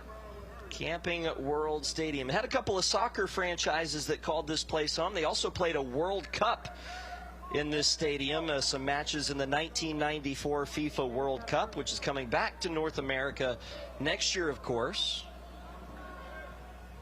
It's a beautiful stadium. Had about a $30 million renovation not all that long ago.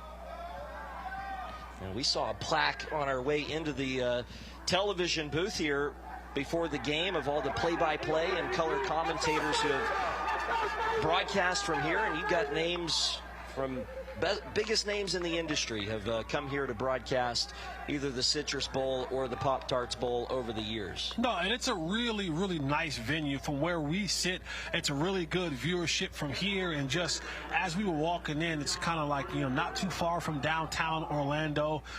They have the, not most open-air stadiums have the turf field, but they have the turf field here. It's really nice. It's a really nice venue to have this location. There we go. There we are. Up there. Hey, guys. And I'm sorry that you guys are down there getting wet. We're up here, nice in the roof-covered booth. There's a nice play made up front once again by the South's Devion Frazier. He's got the inside track to MVP at the moment defensively for the South. It's going to be third down for the North, under 4 minutes remaining in this game. It was raining before the kickoff as early as about 10 a.m. this morning. It went away for most of the game and now has crept back in the forecast as we wind down this first of 3 2026 Blue-Gray All-American Bowls. This game will be played once again next week in Arlington, Texas at AT&T Stadium, and then one more in January. There's pressure off the edge, and Page is hit and sacked by Kai Anderson. These poor quarterbacks from the North have been under duress all day. Yeah, they absolutely have. And Kai Anderson, again, just works the tackle, beats him around the edge for a sack right there. Spin move, looking like, oh, a young Dwight Freeney right there, putting that tackle in the spin cycle. That's a pretty big-time move for a high school player right there to start that dissension inside, whip around back to the outside, get to the quarterback for a sack, and for a punt for Team North. So on for the punting chore, Gregory Proud gets away a good end-over-end kick. Chance to return this here for the South. Omari Smith on the return, still on his feet, and goes out of bounds on North's side of the 50 at about the 41-yard line. I've been impressed with Omari Smith today, his athleticism, both in the return game and as a receiver. Yeah, this Team South has been a treat to watch. Both teams have been a very good treat to watch, but they've had some play. Talk about Kai Anderson on defense and Frazier and Anderson. There's been a lot of good players. As we take a look at the South offensive line, Peoples and Smedley and Tanner Aubin, number 61 up front. And the South with probably one final possession here of this Blue-Gray All-American Bowl. Turn and a handoff, and coming to the left side is Malik Johnson, who was shaken up a bit earlier. Able to get back into the lineup here and pick up a couple to the 41-yard line. Nice tackle on the play made by Linwood Harmon Jr., and it'll be second down. Well, the South dominating from the kickoff here in this game. They went up 7-0 early. A touchdown run by Jeremiah Goulet just about 4 minutes into the game, and then they went up 14-0 on a pass from Milliken to Gage Underwood. Another handoff here to Malik Johnson, stuffed at about the 40-yard line. It's going to be 3rd down and 7 coming up. The touchdowns today for the North, both produced by Mason Burkhardt. He's responsible for a 42-yard pass to Josiah Davis and a 49-yard touchdown run. Mason Burkhardt out of Enterprise, Alabama, having a great game for the North. One of the lone bright spots this afternoon for the North team. And what is going to be a 30-point South victory here today. So congratulations to Ken Stills in his final game as a coach here in the Blue-Gray All-American Bowl. Going to pick up the win. Pass across the middle, and that's incomplete. And with our running clock here in the 4th quarter, that should be the final play of this Blue-Gray All-American Bowl. The South celebrating a win here today in Orlando. Jesse, any final thoughts? You know, just another opportunity, man. I am so appreciative of being able to be here at these great venues with you and just to watch these young men play this game of football, the game that I truly love, that has changed my life. And I hope and I pray that for these young men that, you know, for some of them that are going on to the next level, that they understand just the gift that they have of playing this game. And I hope that this game has been good to them as it has been to me. Jesse, always a pleasure, partner. Our entire crew here in Orlando, great job to them. The final score, the South 44, the North 14. For Jesse Hawley, I'm Ryan Castle saying so long from Camping World Stadium here in Orlando. All games airing on the ESPN networks are streaming live and archived on the ESPN app. This has been a presentation of ESPN.